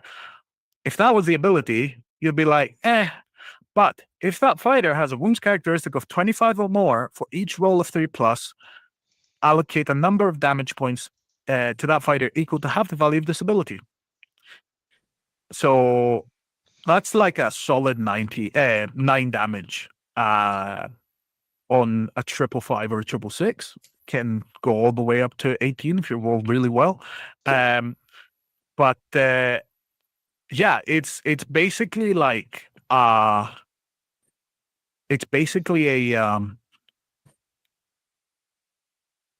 Titan killer, because you can do a disgusting amount of damage, and you don't even have to be engaged. It is technically also better now that counter has been nerfed, right? We go back to the Exactly. counter being nerfed, but like Yes. Yeah, the yeah, yeah. 5-4-2-4, like 6 months ago, I'd be like, why would you ever take that fighter? And now I'm like, yes, sure. Give me some of that. Yeah, I'll do well. I mean, I always bless it, so it's 5-5-2-4. Because especially if you're going to be going after Titans, you want that additional bit. But yeah, no, it's a good list. 3 Auric Hearthguards, 3 Berserker Broadaxes, or Boardaxes, whichever one it is. 1 Flame Strike, and then Vol Orcbane. So a lot of mid-range, range 2 models. 12 wounds, but if you're under 6, you can. If you're on 6 wounds or less, you can do a bonus attack on a triple. The Boardax, I think, is 3-5-2-4, which means that you can clear chaff quite easily. And Vol Orcbane is the one of the few 3-4-2-4 models that they have. So Yeah. it's pretty good. It's good. The Hearthguards also give you a lot of range, and they have the net as well. So yeah, I mean, as good a Fire Slayer list as any. I mean, the main issue with Fire Slayer is the lack of. It's basically when you look at Vulcan Flameseeker, that's what Fire Slayer should have been, right? Is abilities that actually burn instead of being abilities that does very vanilla stuff. Though Fire Slayer have been designed like a while ago when the game was very different. So like they just need a big redesign. There is only so much you can do with Fire Slayer as a faction. And I tried to build some lists, and basically the best list I had was like the Grimhold Exile, another hero, and spam the chaff, and that's it. I could not find anything interesting with it. And there was 11 fighters. Yeah. So just another little revelation is when I took us away, our voices also went away. Oh. So that's fine. Like someone said in the chat, so I'll know it for future reference. Thanks, chat. But yes, thanks, chat. But yes, I mean we're back, we're fine now. But it's while we were away, we just Complementing the tournament and complimenting the pictures and the background and all of that. No, it was a planned pose. Don't worry. It was perfectly planned. We needed a break. We needed some water. Don't worry, it's all planned. Sure. Yeah, why not? So the last thing on this one is there was an Arcanites list that did quite well. It was an Aviarchon disc, 4 Zangors with Shield, a Zangor with Great Blade, and a Zangor Shaman. And anyone playing Zangors, I have to say, well done. Like your patience. Because Zangors are like right at the cusp of like they're mid, and they're just at the cusp of possibly being good, but there's nothing in Arcanites that will like do dependable damage. But again, the fact that you can Yes. run around with the Zangors now and do your attacks without getting countered to death is probably a big help. So I've been There's- playing. Sorry, go ahead. Go ahead, I was gonna Badger. say it's just very Zinchian to be. He went 2 draws, a loss, and a win as well. So yeah, it was very draw heavy all the way Yeah. through. Yeah. But I think the main thing about Zage, I played against this in the Storm in the South too, which was a spam Xengar with +4 wounds, and I think he had the Titan, like a Fomori Crusher and something else. makes So you sense. Yeah. grab the ally in, and it was just so hard to play against that because they move so fast and they deal a fair amount of damage. Yeah. I think, if I remember well, at the start of the 2nd edition, not the Magister on disc, but you had the Aviarch on disc with Spear was the favorite ally in Chaos because it was dirt cheap. It Yes. flies, and it was doing a bunch of things on the double that was not available So- to other piece. It either has a double or a triple that's guided by the past. So when it attacks with a range attack model that's already activated, you add either the value or half the value of the ability to the attack, to the attack and damage, I think. No, So- sorry, to the damage. The Enlightened is the Enlightened Aviarch on disc, right? So that's 2 range, 5, 4, 2, 4, 10 move, 4 toughness, 26 wounds. Yes. And the ability is. Yeah, it's a Uh, triple. Add the value of the ability to damage point allocated to enemy fighter by each hit and critical hits is basically a tearing bite on 5 attacks yes. with the unit that flies. Yes. So it is. I mean, it's 275 points at this point. I think most people will take a Vanguard instead because it's more stable and it's only a double in Yeah. comparison. But the Vanguard is too cheap, in my opinion. Yes.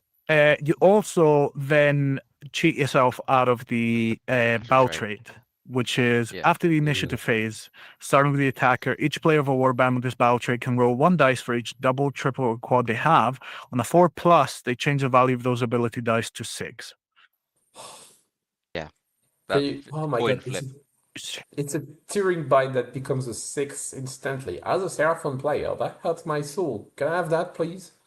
No. You No, go, I you can go, just have you go, plus you go one. to Pretty Crocs. Like, I got useless Crocs. Give me a good fight. I know. But yes, no, I mean, there is, if you are lucky, you can do quite a lot of damage with that Arcanite, but also, even though it flies, and it's move 10 and 26 wounds, that can die. So it's one of these things where you have to kind of be very, very, very careful. And I mean, there are some pieces that can just get you. So I remember well when people were playing it, they were mostly playing to kill chaff and mid-range fighters. They use a triple for mid-range fighters and they just charge on stuff and they don't care that much because the chaff will never kill them back, right? yes. That was it. Well, it's gonna clear. Yeah, it's gonna clear quite well. I'm surprised there weren't any Zangor mutants in there because it's a good attack profile. What's the second mutant again? Let me check. So the Great Blade is 3425. The mutant, I think, is 314. 3414. oh, okay. Yes, no, sorry. The Great Blade is the better profile. The Great is a better profile, but you pay the price for it, right? Because Yes. the Zangor mutant is 15 points less. You Yes. have less damage, but you have similar stats otherwise. Yeah, but like a 1-4 versus a 2-5 is just such a. I Right, think you for make a 15 difference, points right? for 15 points, 100% worth it. Oh, yeah, Um, for sure. That 1 damage, base damage, is rough, just through and through. Yes, Like, yeah, base 1 damage is just bad, unless Like, it's it on should- chaff. I'm on the view that it should be a lot rarer in Warcry than it is. Yeah, Make the whole game more brutal. it should be. It should be on. It should be like a chaff thing. It should be these models can probably do I mean- little to nothing. Technically, a Zangor mutant is a chaff. Just saying. Yeah, but Not sure. Yeah, yeah. For me, it is in the point range of chaff. It's just a variety of chaff, because like if you look at Zeech Arcanite, they have I don't know how many chaff. They have the most chaff selection in the game at this point. All right. The shooting attacks are really, really funny because it's The the 2, same 3, with 1, the 3. because it's the same So with the Zinch demons. You have like all of these models that are like 100 and something points. And it's because of split, obviously, but they all have these profiles where they shoot. And if you're really lucky, you just slap out like 8 damage. You roll 2 6s over the 4 rolls. And then you spend entire games just rolling like 3 damage over like 6 attacks. yeah, It's it's a classic.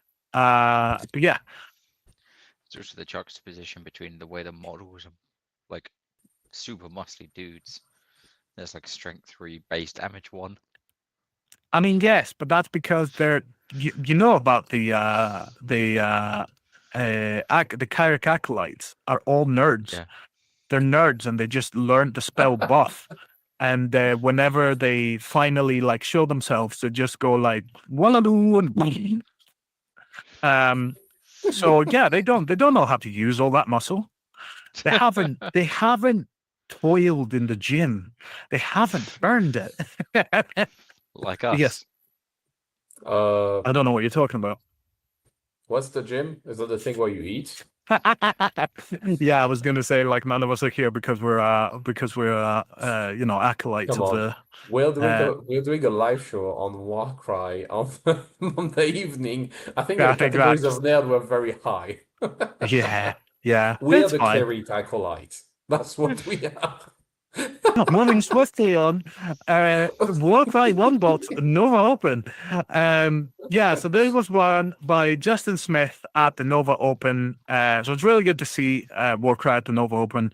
4 missions, 10 players. It was all one box format, and it was like season 1 missions, I think. So we had Ley Lines, Reaper, Cursed Relic, and Hidden Vault.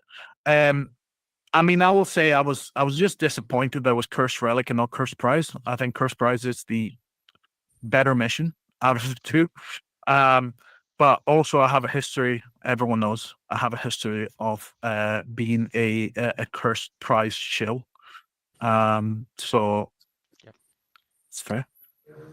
But yeah, I found it really interesting. It's a really like return to the origin type of tournament.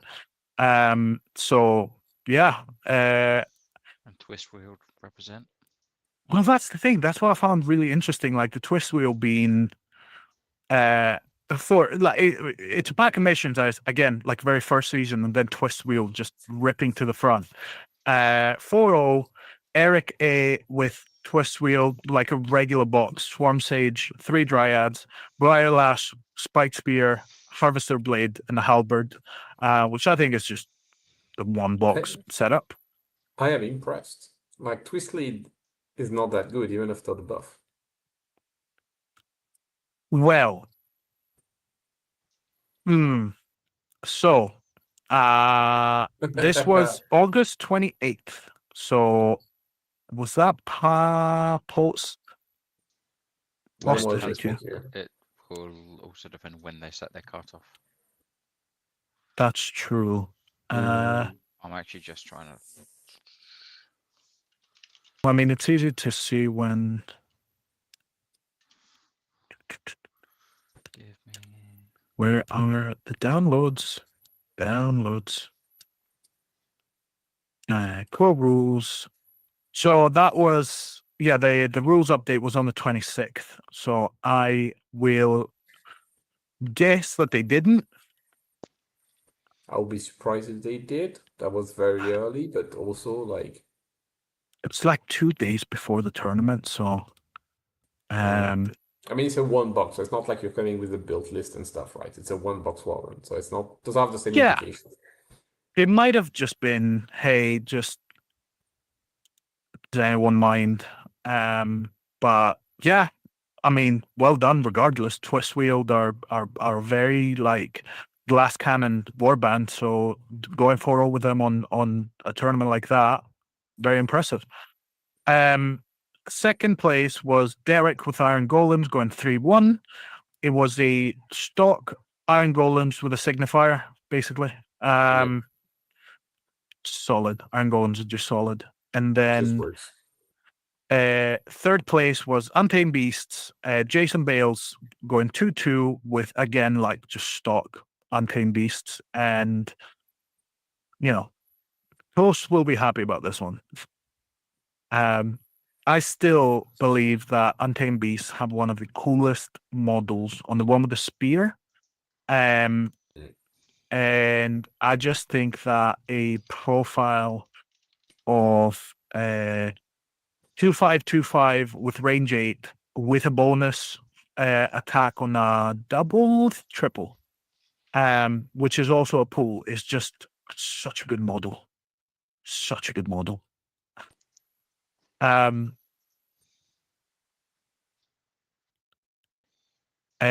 I'll move us swiftly on. Mad Cry 3, Meddling in Moss Turn. Mike Sansom, running in Wisconsin, 4 missions, 8 players, and a custom narrative pack, as always. This was on the 13th of September.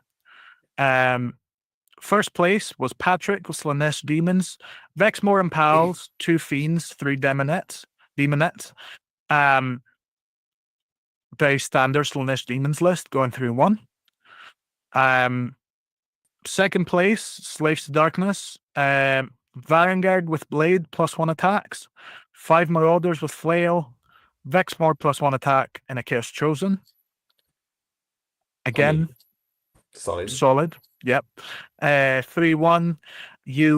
With that list, you are praying that your Chaos Chosen gets a kill and you have a quad right next to Vexmore, because then Vexmore can kill God, getting +3 attacks. So, yeah, no, 100%. And then third place was Zach Laundry with Seraphon going 2-1-1 with a Calthea, a Crocs +1 attacks, 4 Skinks, 2 Soras, and a Skink Priest. Yeah, that was the list I saw, and I went, wait, what? Seraphon is able to perform? What's going on? What world am I living in? Well, there is so I was surprised. I didn't find all the details about like how the narrative stuff, because a lot of the Midwest tournaments are what me and Badger have just kind of like arriving at, which is match play, but you add some narrative elements to just kind of make it more interesting. So I wouldn't be surprised if that was part of it. But also, because it was a more narrative tournament on this one, the actual prizes weren't on first, second, third. It was the event winner was Master of the Moss, and then you had a Breathtaking Relic favorite warband, Voice of the Gargant side quest winner, and Tomb Raider side quest winner. So that's gonna skew how the missions play and how people try to like score. I'm sure that Dogs of War and Mike will cover the event more in depth at some point. And I think they put a good few pictures on the Discord. So yeah, keep an eye out. You'll be able to see how that went. But yeah, well done on doing the third Mad Cry to Mike. And speaking of sequels, Rumble in the North 2. Now, this was super interesting. It was Trolls in Birkerød, Denmark. It was 3 missions. It was 18 players in teams of 3. Because this was the team tournament. Yeah, how that actually works out. So I was reading on how this works, and they have a really good system. So basically, teams of 3 with a captain, you both put forward the one of your teammates as the attacker. So both sides put an attacker first, and then both sides pick a defender for the opponent's attacker. So you put an attacker, and then you put a defender, and then the last 2 warbands play a secondary mission. So they don't play like the main mission. So every round has 2 missions. You have the primary and the So secondary. Does that make nonce- did I confuse that it? So makes does sense it to mean that me. the whole team make points Yes. at Yeah. the So you same, like together, basically, instead of being like it's a win, a loss, a yes. win, a loss, like the Ranger Stigma? It's like if I play with you three, I play my attacker game and I make Yeah. 5 points, and both of you make 2 points each. That's a total of 9 points for the team. So the team wins or lose that game. Yes. So they have major minor. So if you get a major Yeah. win and 2 minor losses, you actually win. Okay. So it's the points of the combined that kind of give you wins and losses. And on top of that, the warbands were really good, but it's a really interesting format that I want to try. Because I've always loved the idea of team tournaments. So Yeah. I want to give it a shot. But to cover the list quickly, because this is obviously 9 lists, we have the Nordic tryhards with Christian P, Dispossessed, MC running Seraphon, and Martin Cullonden doing Corn Bloodbound. The dispo was Rude Lord, Reclusion Prime, Medusa, Longbeard, 5 Armbreakers, standard. Stand up. The Seraphon was a Scarvet, 2 Crocs, 2 Soras, 2 Skinks. A lot of like attacking skew. Yeah. And then the Bloodbound was I saw that list and my heart grew 2 sizes. Ritualist, Deathbringer, Gorehulk, Corgi, 4 Reavers. Oh, We're gonna be everywhere. I love it. Great I minds hate it of all. already. I was Yes. going to say, just read this. Yeah, so it is each battle ends with a score, and the scores are summed to give a final score for the team. So it's saying that a major win and 2 narrow losses can amount to an overall win. Yes. Not Yeah. that it Yeah. does. Like it's not like this. So No, like, I Just can yeah, tell you, yeah, for yeah. some victory example, points.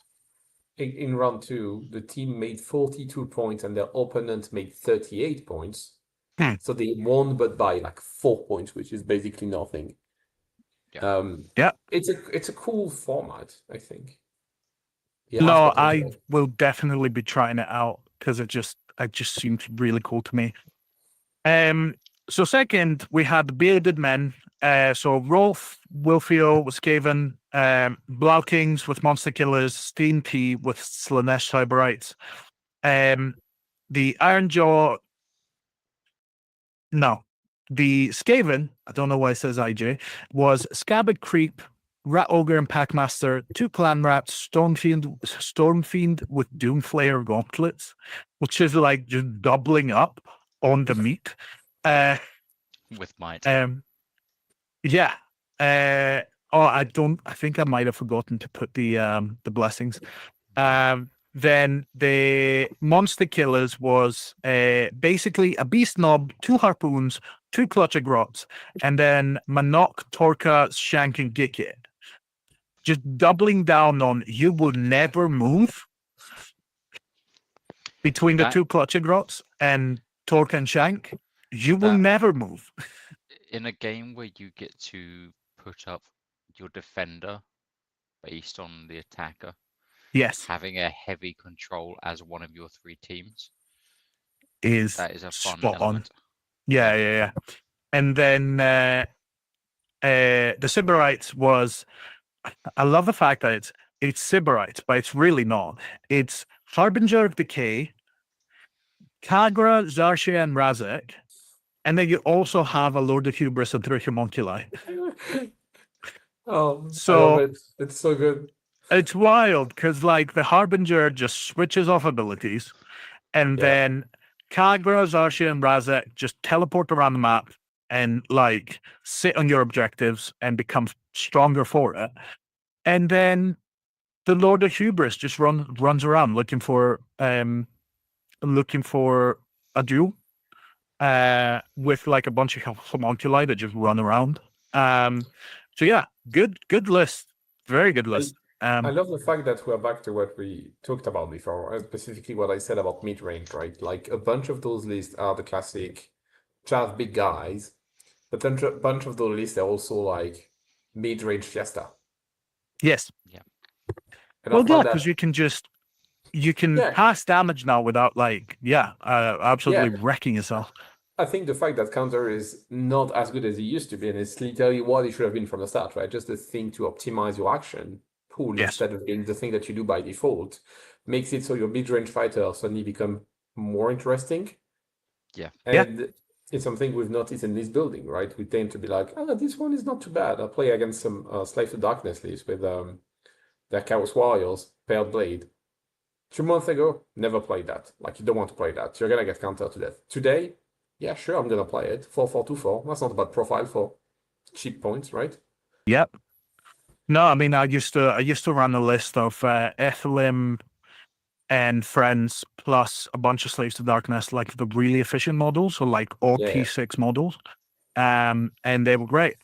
And they're gonna be even better now that their points have been dropped. So but yes, so the on third place we have the Bronchage Badgers. So Represent. Trolls with Iron Jaws, Lars with Parageist, and Lars Nordel Jensen with Iron Golems. So Biogeist again? these lists, love them to bits. Yes, so the Pyregeist, Deacon the Tongs plus wounds, 3 Balefire with Halberd, a Wielder, a Bearer, and a Scripter. So Bearer and a Scripter. yes, no chaff, just the big models and just attack. And you go, okay, right, that's the Pyregeist, right? Yeah. Fair enough. The Iron Jaws, 2 Mega Bosses plus 1 attack, 2 Ragers, 2 Ard Boys. For when you want to get there yesterday. Big fan. And then the Iron Jaws was double Ogre, Dominar, 4 Legionaries, and Normator. So honestly, the Badgers went in and went, we are going to find the biggest hammer we can find and just absolutely batter our opponents, which I think is fantastic. I think it's just really cool. Who What needs do- control? Yes. Yeah, why do I love that Pyrogas list so much? It's like, oh yeah, sure, I have Pyro tokens, but who cares about Pyro tokens? I also have big things that go Splush and Flies. Like, Yeah. who cares?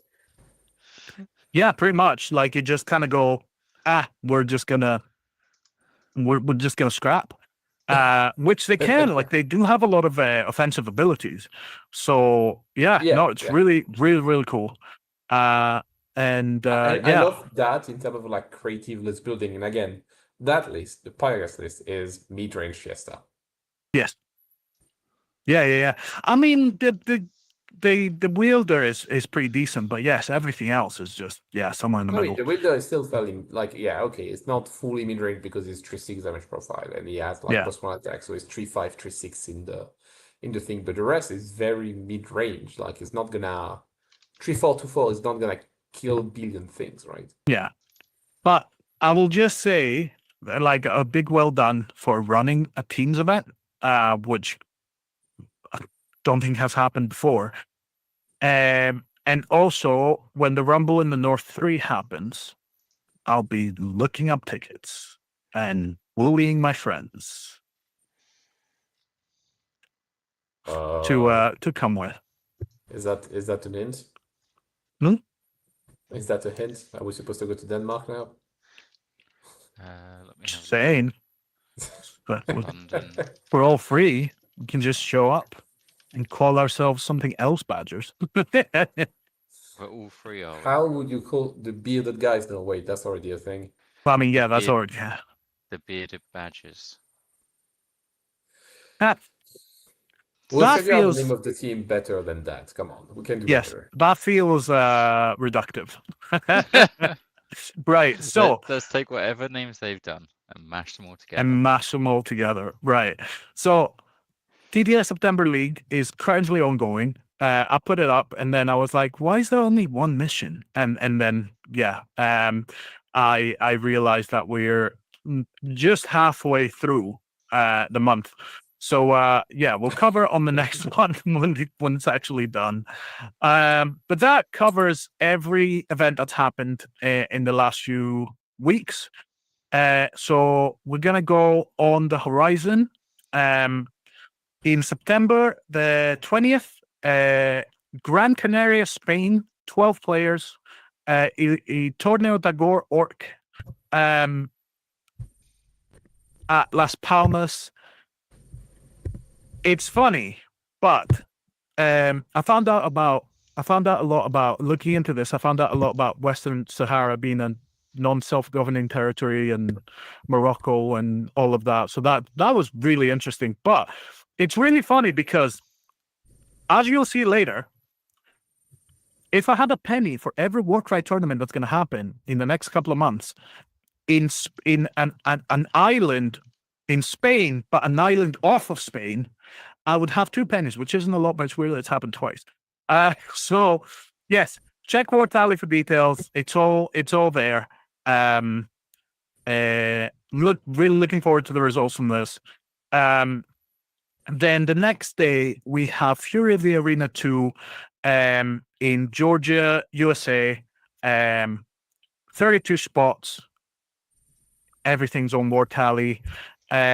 We also have the Arcane Rumble Realms of Chaos, 28th of September at Santiago, Chile.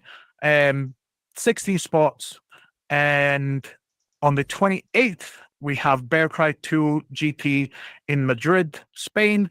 It's at the Free Course 25 event, which from what I saw, it's a similar kind of board games and stuff event.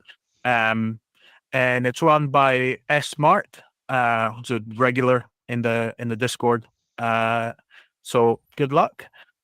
Looking forward to seeing the results from this as well. And then in October, in Mallorca, Spain, October 6th, we have the GTS Mallorca. I'm not trying the rest of it. I was like, But- come on, man. Come on. Like, you started it.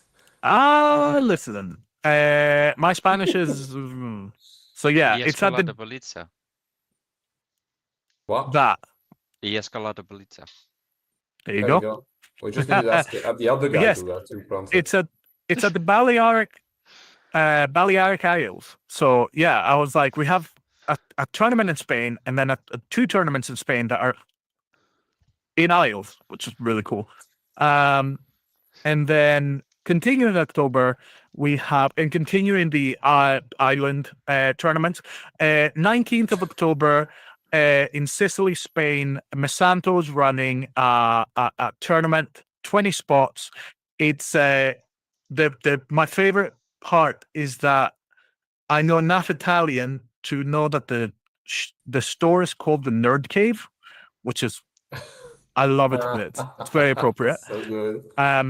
Also, have you listed this as Sicily, Spain?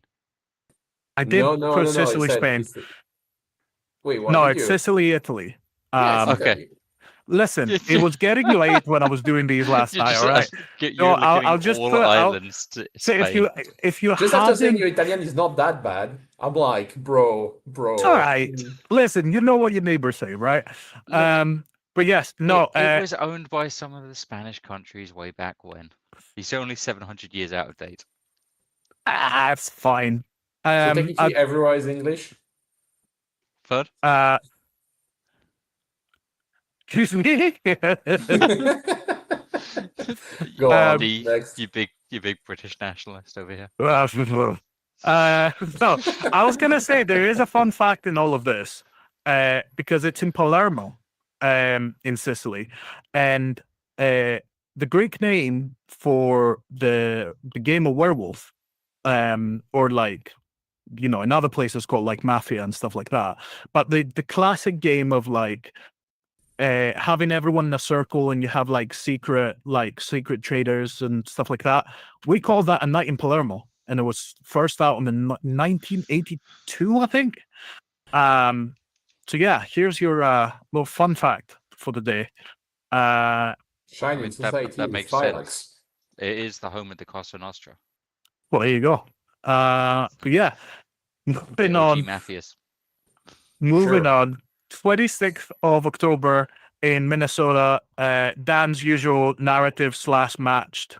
We call it Minnesota, narrative. Spain. Minnesota, Spain. Yes. But it's Spooky Cry, so it's Halloween. So yeah, 32 spots on that.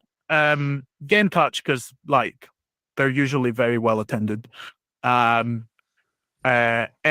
yeah, I'm expecting this to be another one of those. Yeah, we're narrative, and then all the lists are super tuned. So that's looking forward to that. And then fan of the channel, Old Man from the Forest, is doing Pora to Pora 5 on the 15th of November in Warsaw, 20 spots. Again, all the details up in Warcry. Looking forward to covering that as well. And a personal favorite, WorldCryUK recommended. Andy and Ollie are running on the 16th of November in Bristol, 32 Spain. spots. Bristol Street, stop it. 32 spots. I'm going to be there. I'm trying to bully Badger into coming with. It's not me, bully, it's my wife. Good luck. Is that the challenge? Toxic War, I think. You should meet my wife. She's scary. No, I think I'll pass. No offense. Yeah, so I think you're already signed up to that, Anthony. Yeah. I should be able to go to the other one. Lovely.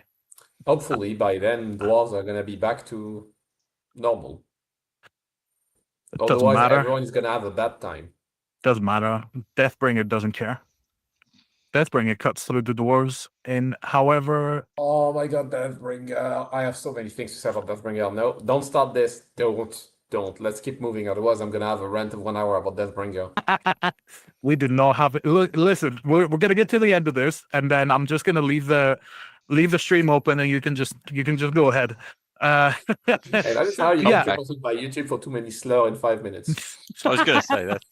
That's how you get your Twitch account banned rapidly. Oh god, yeah, that's a good point. Speedrun ban YouTube in 5 minutes. Moving swiftly on. That's covering all the other indie events, but obviously the most important event is Lord of the 8 Points. 27th of September in London. Heavy kill skew on the pack. The pack is already out.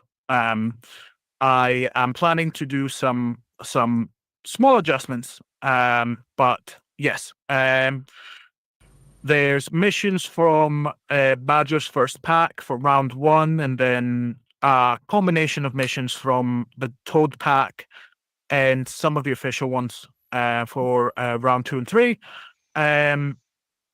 Limited spots left. We have a certain allocation. As I said before, if tickets are sold out, get in touch. We'll get you on a waiting list, and we'll try and get more tickets. But at the moment, tickets are limited, so get them sooner rather than later.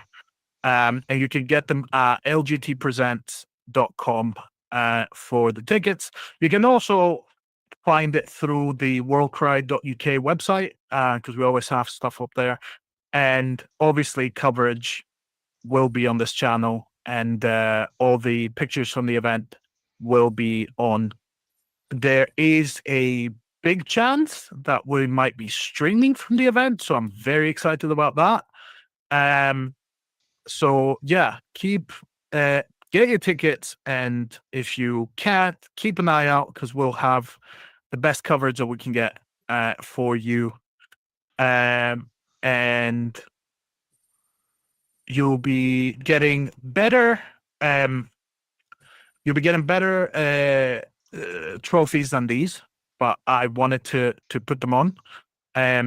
I was going to take the images away, but I don't want to do that because I don't want to lose the I don't want to lose the capture. But I think I can do this. Oh yes. Okay, so I haven't hidden anything, so we should be audible. But yeah, these are the kind of prizes you can expect at the WorldCry tournament. Here's some wonderful pictures from the event. Everyone seems so happy. And we have pictures from the boards. That is really funny because like the top right was mine, and then everything else was Vangs's. And I was like, I don't have any pictures from the first day. Oh well. It's all videos and it's all gonna get released on the channel eventually. Eventually. Eventually. Listen, editing sucks, right? And I am well behind, and I'm just pretending I'm not. It is a full-time job to be editing, to be honest. It's very true, yes. It requires a lot of One of the reasons perseverance. why I've never pushed too hard on YouTube. I'm like, it's too much work. Don't have time for this. Are you able to confirm if the audio is working, by the way? No, because I haven't hidden anything. I've just changed the order in which we are. I just unmuted us and I can't hear us. But... Sorry? Oh, right. I'm muted and I can't hear us, but no. I don't know if that's not again. Let me check my phone and see whether it's just something to do with it being in the same. Oh no, I can hear us. I can hear us. No, it's fine. I can hear us as well. I can hear us I can hear us fine. Cool. That's cool. Then it's just that I've caused some other problem with my computer. That's fine. But yes, I was gonna say these are the kind of boards you can expect from a Scotland event. If I get Vangs to come back and set them up for us, and then obviously these are just a small sample of the pictures from the warbands from the 2 days.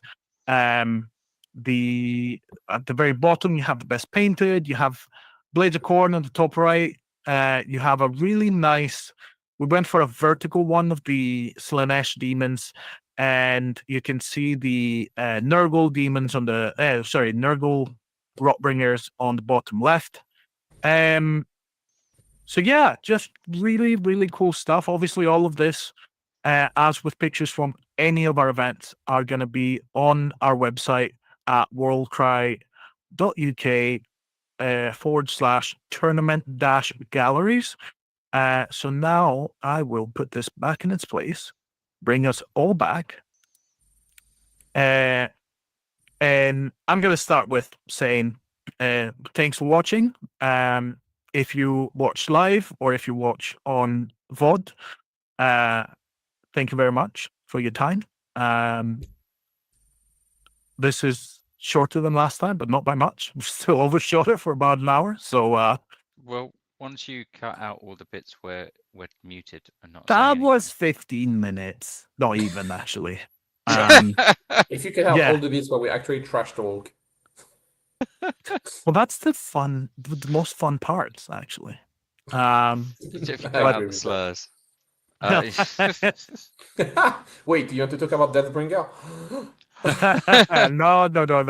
Thank you very much. No. I just had like a little bit for like closing thoughts, and I just wanted to touch on community growth, and just to say that at the moment we have a little bit of space, especially with the next FAQ coming out whenever it comes with the dwarves. We have a little bit of space and a little bit of GW attention.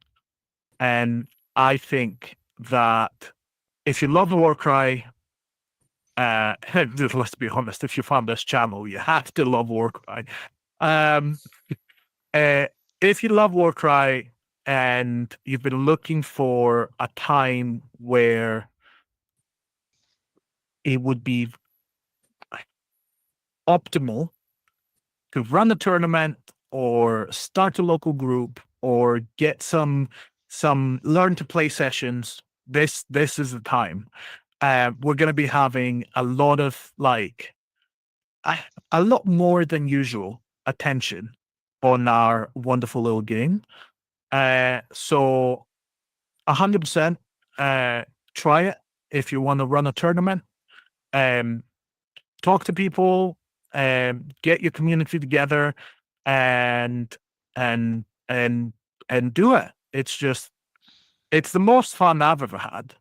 And as a competitive player, I can say that it's the least competitive environment, as in like it's not too sweaty, it's not too beardy, people are lovely, you tend to just have a good time and roll nice dice. Like it's just yeah, when you come from like playing 40k one time to this, it's a very different world. It's way nicer and way more welcoming for new players.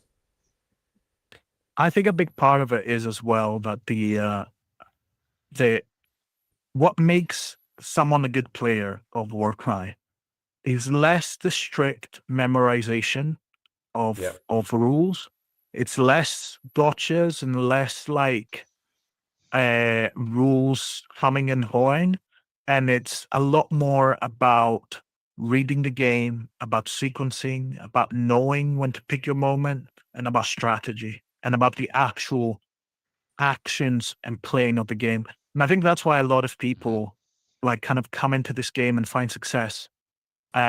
Because he uses, if you've played AOS, if you've played 40k, you have that kind of knowledge, you have that kind of understanding of your timings and your sequencing, and it's really good to have a game where it's really easy to really flex those muscles.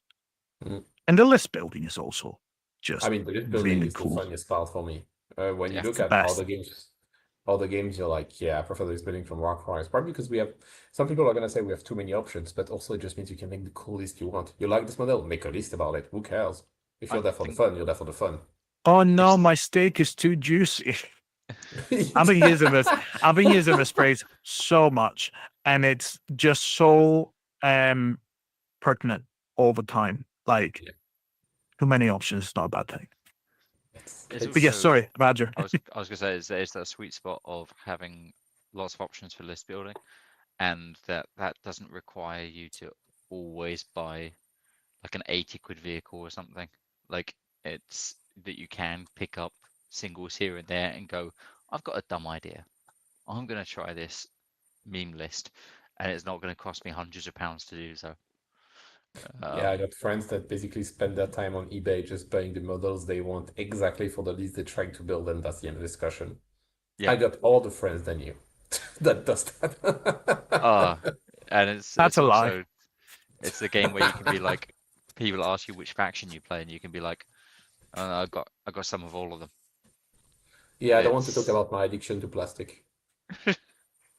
I think this closing thoughts is the best time. Yeah, I wish Also- I kept it to plastic and didn't. watch it Anthony by missed the part where we talked about me getting another Deathbringer. Oh, for fuck's sake. It's an exalted one though, so it doesn't have the. It doesn't So, have the. about the Deathbringer. No, mute. I mean, if you have closing thoughts that you wanna No, I think very the game succinct. to be fair, on community level, not on Deathbringer. I think that's a video on its own. The game had a massive peak at the mid of last year, where people were loving the game, and it was because we had won a world tournament. Like we are going 40, 45 for a game that Yeah. didn't have any FAQ. So we had like what? And one in January, one in February, something Yeah. like that. And we had like 40, 45 attendance. March, April, or February, March. Sorry. February, March, there you go. So February, March, and we had like 40, 45, 46 people on those tournaments. And obviously Warhammer has not done any tournaments yet, but we have a FAQ. So my guess is that even if the game slows down a bit, it's gonna pick up again. People are gonna remember the game is actually cool to play, and I'm gonna enjoy it. And like, just play the game, just roll dice. Nobody cares. You don't need to go to tournaments, but it's cool to go to tournaments and meet new people and play against stuff you never play against. That's the main reason why I go to tournaments. I can play against stuff that none of my people, nor my locals have, and I'm like, hey, that's a cool list. I have an idea now. I want more monsters. Oh no, I'm fine. Hey, Thanks. look, Oh. I'm a big fan. I mean, the Danko Yeah, you're gonna Torgoth bring went the down death to 100 the points. monsters. I mean, yeah, I don't mind it, but that's what I love. Like now that you have, that's why I think it's such great design because it gives you like a key to a lock. I know. Like I'm No, not gonna go no, I'm not gonna go no, into it too much. no, I'm not gonna no. go into it Let's too much.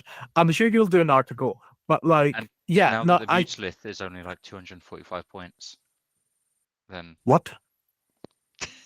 No, that's just yeah, that's just the yeah, typo. that's the fact that they completely messed up Yeah, the editing. Yes, no, we don't we, no, that we don't we don't talk recognize about that. that. We don't talk about We that. don't talk about this. No. But at least the only thing is that hopefully, and obviously nothing's like certain, but you at least hope that they're gonna fix it on the next one, and the next one's not gonna be 10 months away. I just give think us jinxed it, didn't I? yeah, give us the Hellsmiths, you cowards. Oh no, I just cannot fathom a universe where we get FAQs and like additional stuff every few months. Like it boggles the mind after the amount of time that we've been just left alone. Well, So let's see, because if they just do a health myth add-on and nothing else, that's not really FAQ. That's adding a, I mean, it's a FAQ, but it's not gonna balance the game. that's true. But the Hellsmiths have an Underworld's Warband, and now we've got rules for the Underworld's Warband. So I am convinced that we're getting extras. We're getting at least the Oh. Underworld stuff. Yeah, well, it depends when there was stuff released, right? So we had the pre-order live last weekend. I definitely did order a box, don't ask me. Or don't tell my Well, wife, is one of the Dwarf? two. Check. Is dwarf check, yes, exactly.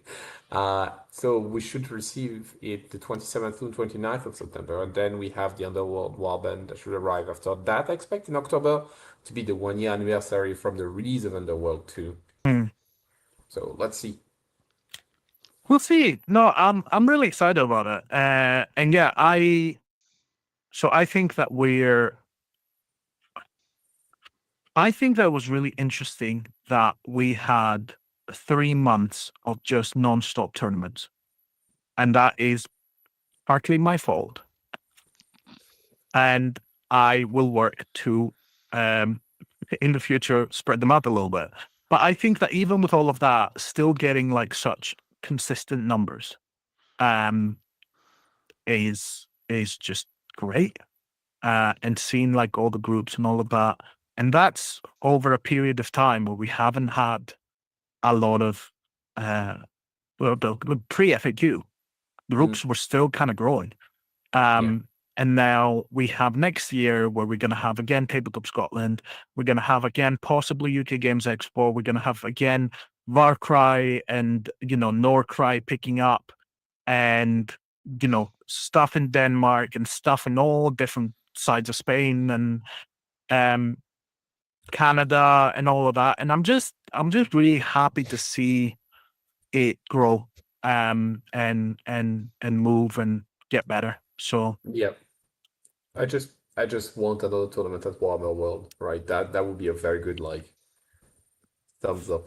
I was hoping I would get like a Christmas one. That would be spot on. But I watched them do like a January, February, March. That'll be funny. They're like, oh, sorry. And then nothing for the rest of the year. Yeah, it's sorry guys, we forgot we existed. Let's drop 3 tournaments in 3 months. Have a good day. Enjoy. Bye. Also, they're all on a Monday. Oh, why do you do this to me? No, like, if I can be slightly mean for a second, right? Allow me this, chat. I keep seeing the Underworld tournaments, and they're sitting around 20 to 30, and I'm like, we can do better than that. I mean, yeah, you have to realize that the weekend we had the Warcry tournament, I went to the Underworld tournament the day after, right? And we were 100 something, 130 something, 150 something. Yes, but that was now we yes, had 20 players on So a golden ticket event. Yeah, on the go. Yeah, so talk about churns where Warcry, we have no events, and when we have an event, we have more players than Underworld. We're going up, and we don't even have product. I mean, we don't need product. Nobody needs product for Warcry. That's a That's the fallacy. problem. Age of Sigmar is product. I mean, have you seen the amount of Age of Sigmar model I own? I have my Oh, Warcry product. Yeah. And that's the only reason why I have Age of Sigmar models is because I play Warcry, nothing else. 100%. I don't play Age of Sigmar. I don't care about this game. I don't even know who that guy is. It's the Big Daddy. Oh god. No. Everyone knows James. But yes, James Sigma. James. James Sigmar. Oh. Oh goodness. Any closing thoughts from you, Badger? It's time to go to bed. Fair. Yes. I'm gonna be up so early. Any closing thoughts? Any quick closing thoughts from you, Anthony? So, I would like to talk not so good. Watch him coin a whole new slur. for the Deathbringer, God. Oh, About the Deathbringer. I mean, okay, give me a very quick rundown, because I'm. I just, you know what? We'll Let's do Deathbringer stream. We'll stop the stream, and then you'll tell me, and I'll just record it and release it as a separate That's a hit separate tape. episode. That's Yeah. Gonna cut out. It's just a short of me of 2 minutes of talking about the Deathbringer. Just That'd be great. just a constant tone of beeping. Oh goodness. Well, chat, if you made it all the way, thank you very much for watching. What's wrong with you? Yes. That's not how you grow an audience. But If they've made it this way, they're already bought in. go down in the go in the comments and tell us what made you go through all of this. But know that we appreciate it, and we'll see you on the next one, which is probably going to be after LGT in a couple of weeks. Let's go. I don't know if we're going to have enough tournaments to cover, but if we don't, we might actually get the time down to sub 3 hours, maybe sub 2 hours. We might have to come up with talking points. Once again, my steak being too juicy, having too much content, and Too much ADHD. the tournament download being too long. I'm completely skipping that. I have just the right amount of ADHD. Thank you very much. But yes, thank you all for watching. I've been Lord Phylax. I'm a badger. And I was gonna say, actually, this is the point where you tell us what you do and where people can find your stuff, because people know where they can find the WorldCryUK stuff. I mean, they're on there, right? So, hi everyone, I'm the dev of Warcry, the mobile app. So you just go on your app store on Apple or Google, and you just look for Warcry List Builder, and that should be the only one on there. It's fully free, no ads, no in-app purchase, nothing. And any money made through affiliate links is basically used to pay the Star subscription, which is 80 quid a year. That's it. A lot. It's a lot of bloody money. So see him in person, throw pennies at him. Yes. Well, there is another way that you can help, and it's the Manda Throwing Square pennies at shop. Yes, I also do my own Etsy shop on the side, trying to make like Warcry accessories and other wargame accessories I play for cheaper than what you see on Etsy usually. Like I have a whole box of like Trench Crusade token. Yes, I also play Trench Crusade. I should stop playing more games. It's like 93 tokens for like 12, or like I don't know, I can't remember how much, but like fairly cheap compared to the rest. So I'm trying to allow people to afford to play their hobby cheap, because we already buy Games Workshop models, and it's already taking most of my budget. I don't want your budget to be taken by accessory stuff. Yeah, 100%. I mean, that's music to my ears, because I have a lot of ideas for tokens and stuff like that. So we'll be talking later. But your I have one of your player dashes for your Warcry dice, and it's been getting a lot of use because I give it to whenever I do like a learn to play. I have one from Badger and one from you, so I just lay them down, and people gravitate to the one with the pretty colors. The black and the red is really really good. So yeah, tried and tested. Tried and tested. Approved. I like Yeah. it. I like it. But yeah, awesome. I mean, all the links will be in the chat, in the description down below. Thank you all for watching, and we'll see you in the next one.